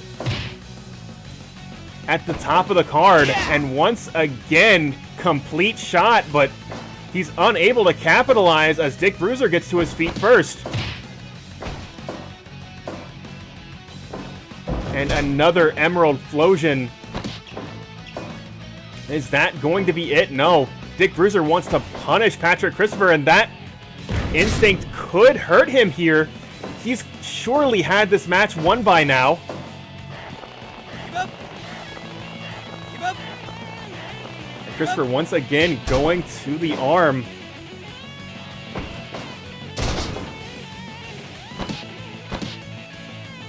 As he works the arm and neck again. Keep up. Keep up. Christopher doing his damnedest to out-wrestle Dick Bruiser, and that is proving to be much more successful than previously anticipated, but Christopher is just out of gas completely. Finish. Big powerbomb stacks him up, cover 2. 3 count fall.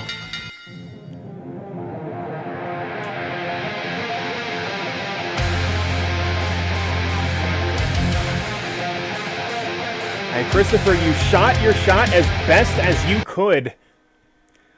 But when you were going head-to-head with a competitor with the raw physicality of Dick Bruiser, sometimes your best just isn't enough.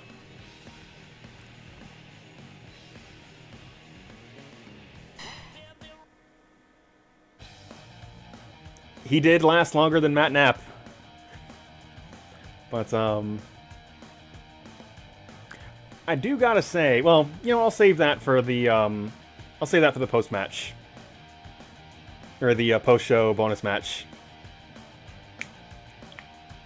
But, Dick Bruiser possibly sending a message to Babyman.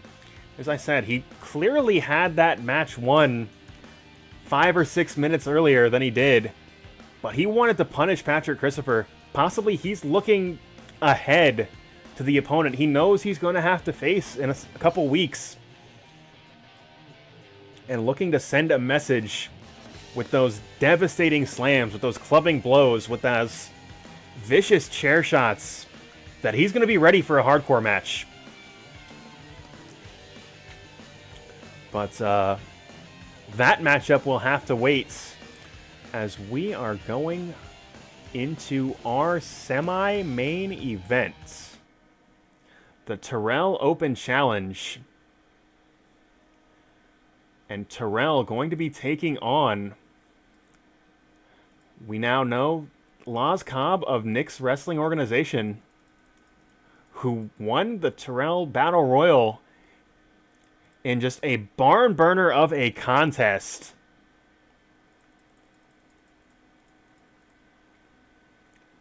But she is going head-to-head with a champion.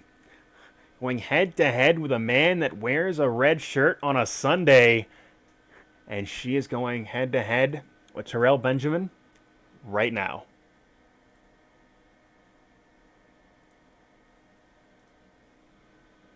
Fight! But Cobb coming out strong. Oh! That is the sort of energy that won her that battle royal, but a big clubbing blow to the back. Yes! Terrell attempting to cut off her momentum, but Cobb locks on that scissor sleeper hold, but ooh, big sledgehammer-like shot and an elbow to face. This is completely back and forth in the opening minutes of this contest. Neither one of these competitors remotely interested in the feeling out process. They are going to be giving it their all from bell to bell. Looks like Cobb is targeting the legs of Terrell. Terrell, big body slam. And Terrell electing to slow things down a little bit. Locks on that crossface chicken wing. Trying to cut off some of Cobb's momentum, and that appears to have worked as a big leaping vertical suplex, and Terrell points at Cobb. He knows exactly where he stands in the ring, standing all alone as Cobb tumbles to the outside. But Cobb, big dragon screw leg whip, again targeting the legs of Terrell, but Terrell, big backbreaker, big slam to follow it up, and a big boy senton right into the chest of Cobb. Now it's Cobb trying to slow Terrell down a little bit. Terrell picking up a little bit too much offensive momentum for her liking. But Terrell absolutely on fire here. Big forearm smash.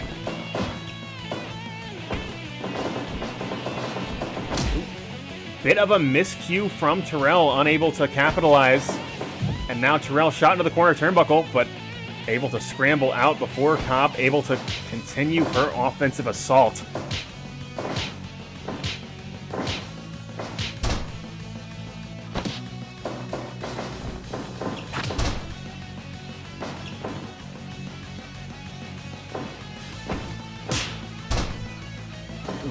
Big rising uppercut.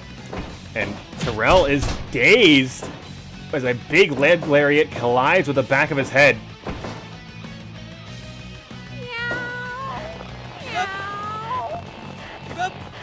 Cobb with a bit of an unorthodox stretch here.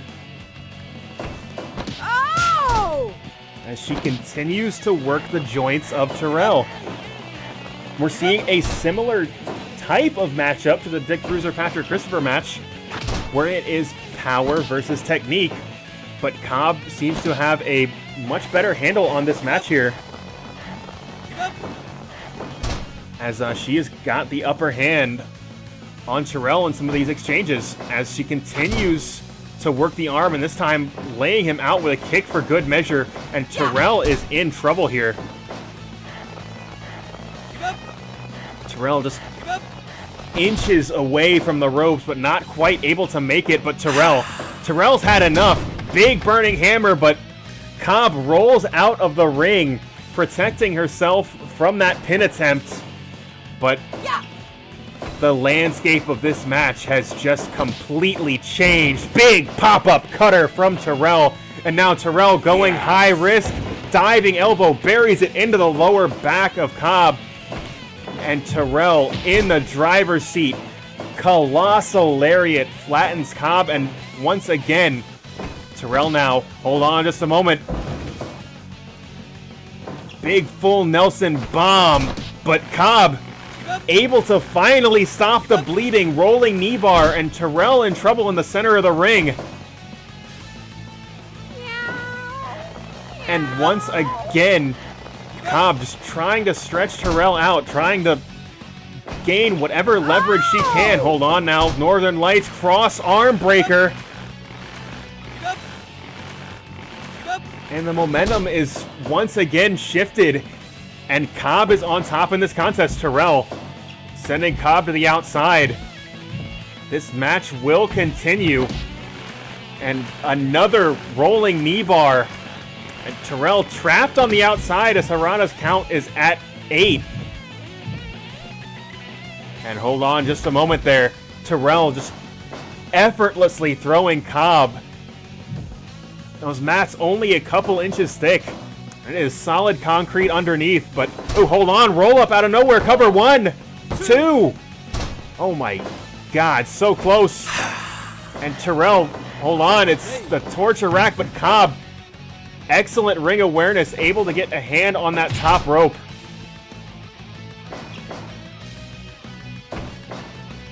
And now it's Cobb sending Terrell to the outside. What has she got planned? It looks like she's going to take a minute to breathe. This match has been extremely intense, and this is her second fight today. Hold on. Of course, it's back. The Enforcer's back with a torture rack as Terrell tries to fold Laz Cobb in half. Oh! And Cobb responds with a hold of her own. She locks on the cross arm breaker. And Cobb with a burning hammer of her own. Rolls through cover 1, 2, 3 count fall.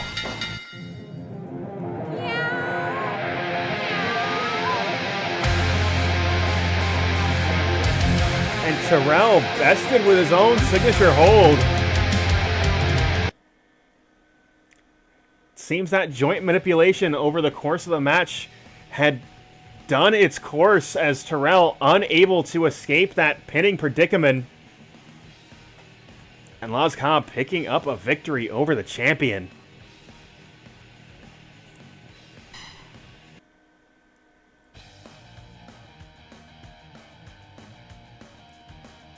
Now I'm aware that the result of that contest absolutely shocking, but we've still got more wrestling show for you guys tonight, folks, as we are going to tonight's main event as Mag.Lo takes on COLBY,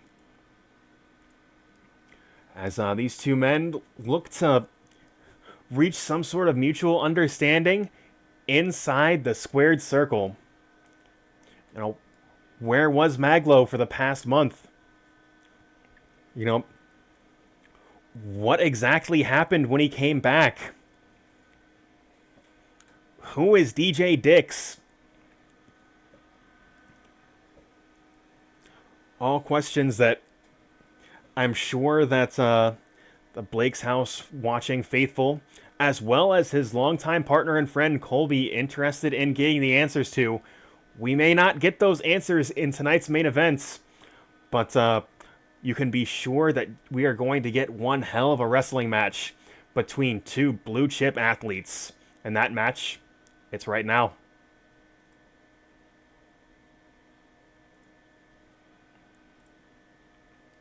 Fight!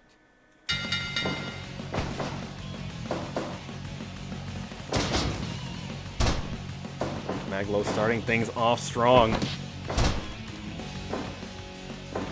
But we say this time and time again with COLBY. COLBY, such a difficult man to really strategize against. He seems to get stronger. He seems to get tougher over the course of these matches. If you punch yourself out too early, you are as good as done for, but Mag.Lo does not seem to care. He's giving him his best shot in the opening moments of this contest. He connects that signature double arm DDT. Ooh, big elbow to face from Mag.Lo, and Mag.Lo goes for the cover one, but only one, as COLBY gets a shoulder off the mat.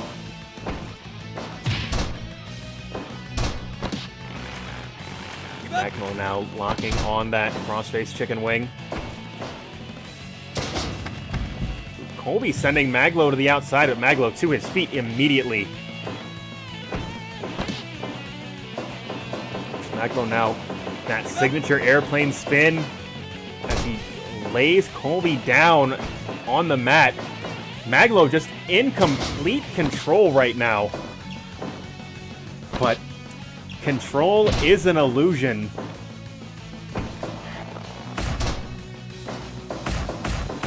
In life and in the squared circle, every bit of control you think you have can be so very easily taken away from you. But Mag.Lo, uninterested in existential discussion, just locks on that patented spinning toe hold. And this match will continue.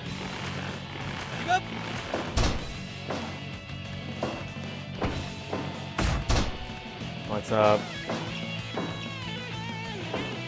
Mag.Lo seems to be interested in refuting that hypothesis, as he has been dominating this contest for the opening minutes, and COLBY responding back with a low blow, trying to reverse course any way that he can. But Mag.Lo once again locking on that signature spinning toe hold. COLBY just unable to get started.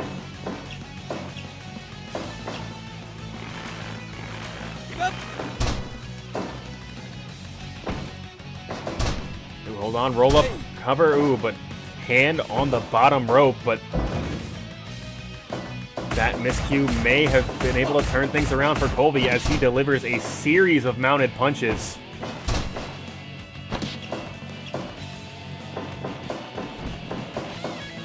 Woo! And there is the Mag.Lo we all know and love as he delivers that flashing elbow in the center of the ring.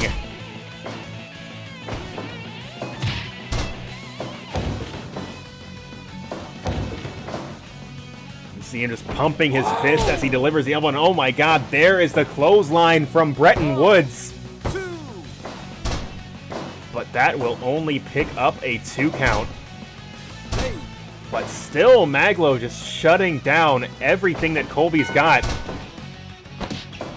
which is so crucial. Because he is a man that if you allow to get started, you are in a very dangerous place. But hold on, what is Mag.Lo doing up here? He's got him set up. Hold on, just muscle buster out of the corner. Is that going to be enough to put COLBY away? Almost certainly not, but it was very, very close.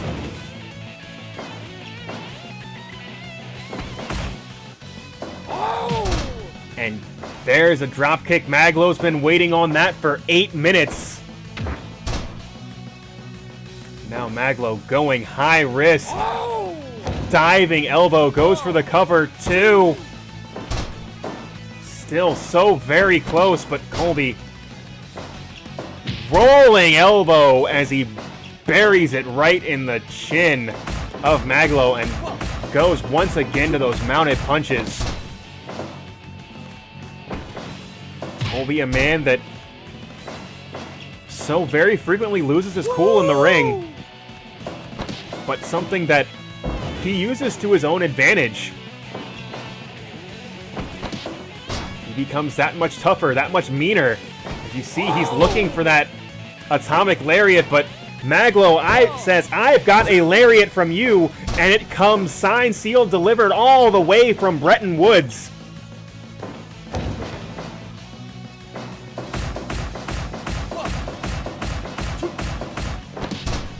Colby once again going back those mounted punches. Hold on. Mag.Lo shot into the ropes. Big back body drop, and again with the mounted punches. And this time, Mag.Lo's been busted open the hard way, folks. And the landscape of this match has just changed completely.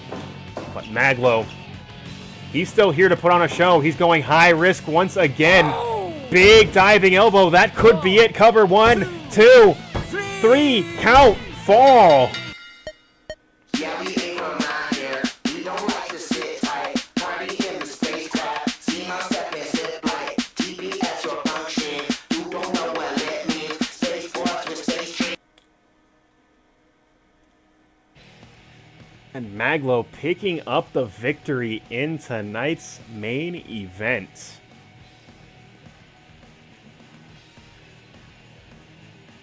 Could maybe get the sense, and it's difficult to say, like, just watching the brutality of the match, it's possible both of these men were holding back on one another.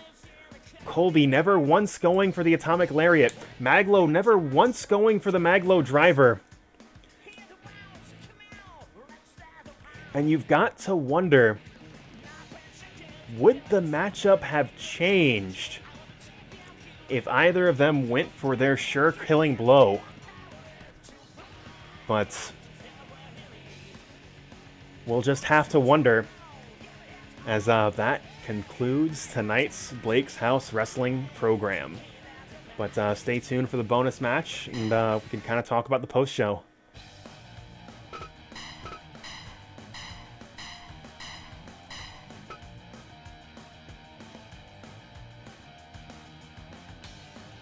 So, who are y'all liking as the bonus match characters?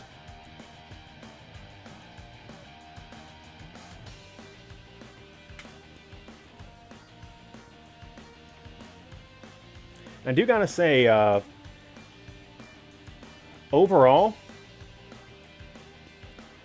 Evil Rose is a character from the Rumble Roses wrestling game, which is, it's basically Here Comes the Pain. If Here Comes the Pain were horny.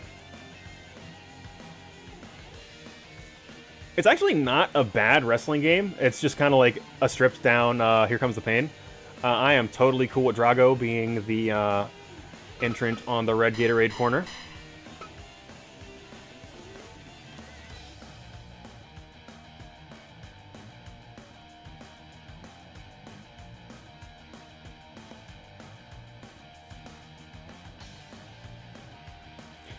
This is, to be clear, Jamel, this is like the bonus match of like what's been randomly selected. So your choices in the blue Gatorade corner are Evil Rose, Minoru Suzuki, Brian Pillman Jr., or Killshot. Because this is just a bonus match where I hang out with the chat and kind of talk about the show. You're good.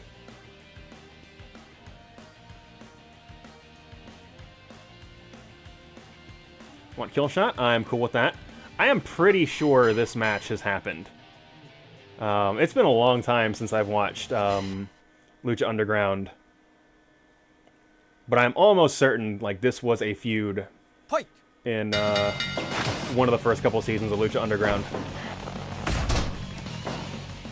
But yeah, just getting back to the show. Like, basically all of the matches that I had like a vested interest for storyline reasons, like having a particular result, went the way I wanted them to, which is so rare with this game. But you love it when it happens.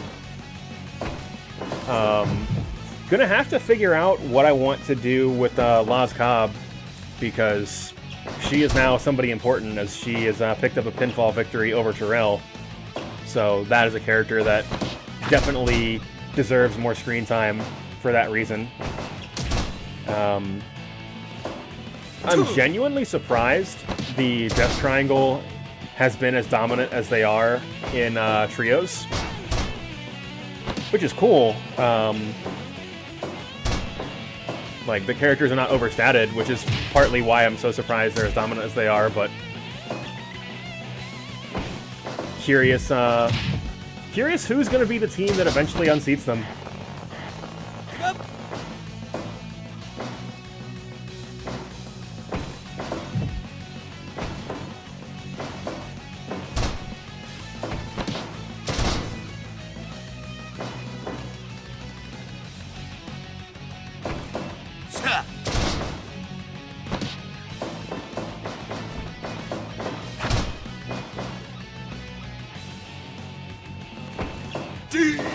It was basically that, is that, like, there were like 3 or 4 matches that I really wanted to go a particular way, that they all did, and that is just so unusual that that struck me as odd and extremely welcome.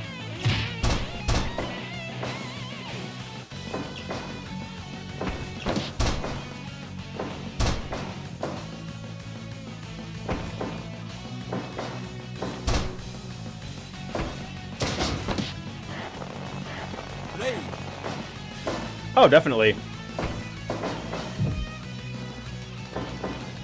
I mean, it is not just bleeding, specifically, because, like, a lot of those illegal moves that Babyman does do really high spirit damage. And, like, spirit is the meter you use to kick out of pinfalls and, like, escape submissions. But bleeding, I'm sure, also does a lot of spirit damage as well. And yeah, like, that kind of gives your guys, like, an identity of, being, like, the hardcore fed, which I think is good, because, like, that gives, like, having characters with, like, unique identities is useful.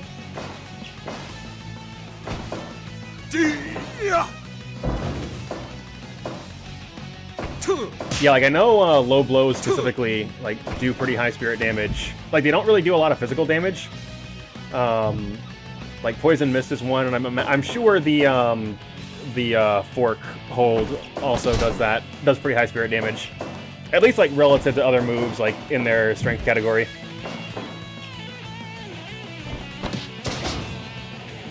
Yeah, oh, definitely.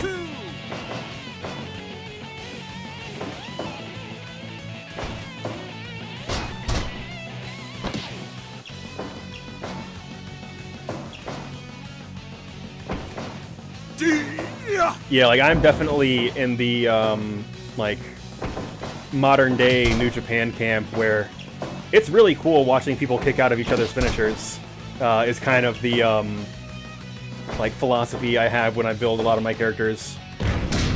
Not counting David, of course.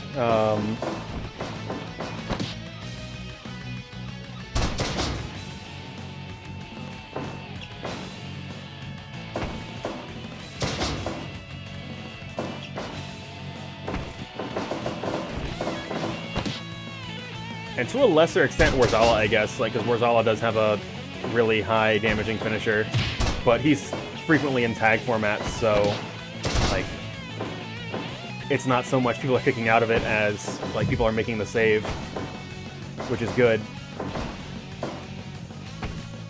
Yeah, Moocraft is going to be really cool. Oh my god!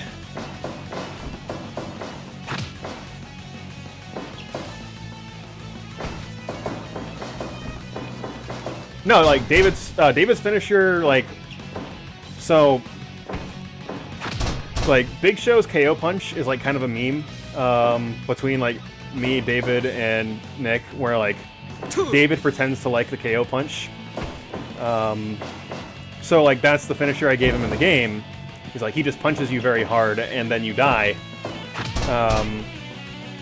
And I gave him the perk where it does, like, significantly more damage.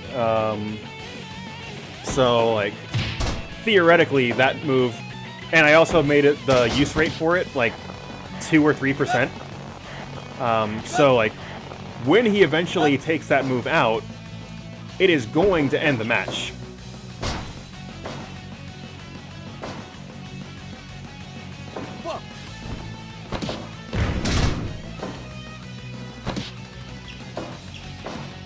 But otherwise, for most of my characters, like, the way I build them, they go for the finisher early because the drama of hitting the finisher and somebody getting a shoulder up at the last possible moment and the match continuing is kind of like the identity I imagine Blake's House to have.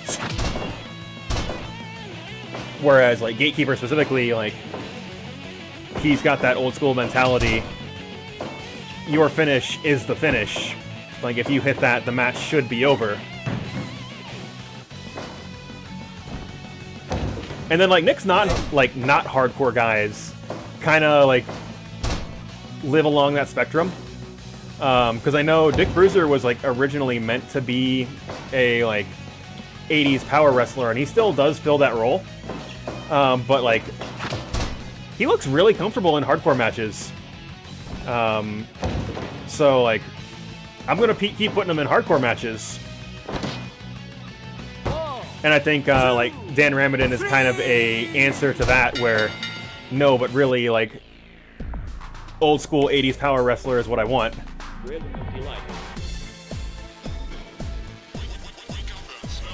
Totally fair. Also, like, I'm gonna... Yeah, kind of. Alright, I'm gonna see if if I can send you guys something to watch before I shut things down here. Let's see if anybody I know is streaming.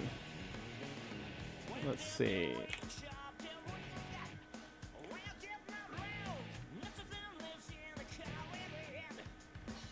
Let's see who's doing stuff.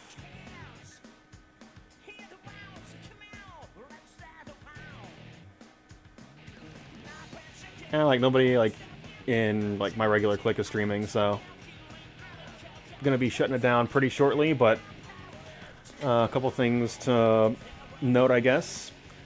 As always, we do this every Sunday night at roughly 7:30 p.m. Eastern. Just recently... Yeah, I'd say, like, a lot of shit happened this week. Like, this was kind of a building week. Like, I didn't have any cool matchups to advertise, like, hey, this is a cool thing that's going to happen. But, hey, if you tuned in this week, some groundwork's being laid for upcoming stories, which is good. Additionally, of course, on Wednesday nights at roughly 8 p.m. Eastern, myself and friend of the channel and friend of me in real life, Heavy Kura, do an NHL 20 stream. And sometimes it's also a podcast.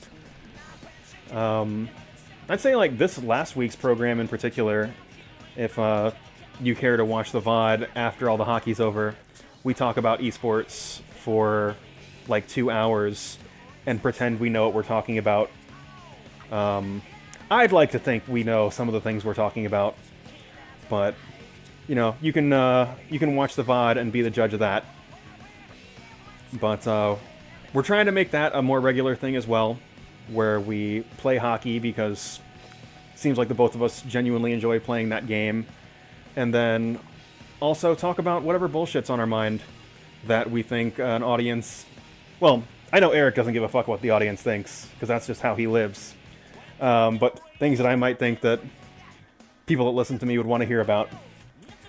But, yeah, so we got my Sunday night stream at twitch.tv/MondayCindy, Sundays at 7:30 p.m. Eastern Time, and my Wednesday night hockey stream at 8 p.m. Eastern Time, and anything else I do is a bonus.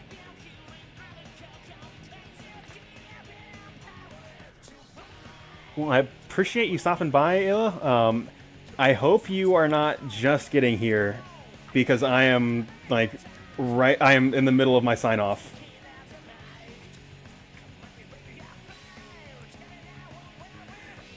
So,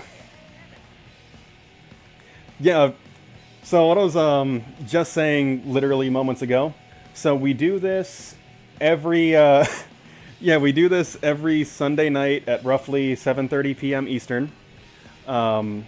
And, like, I've also got, yeah, I've also got every show, well, almost every show I've ever done available on YouTube. The first, like, 10 or 20 of them are not good. The rest of them, I think, are very good. Alright, well, hey, really appreciate it, and appreciate you stopping by. And on Wednesday nights, I do an NHL 20 stream with another one of my friends. And I appreciate you, Shinjo, saying they're good. I know, as a matter of fact, not all of them are good. Like, the first 10 or so, I was not good at doing this. 8 p.m. Eastern Time. I think you're also East Coast.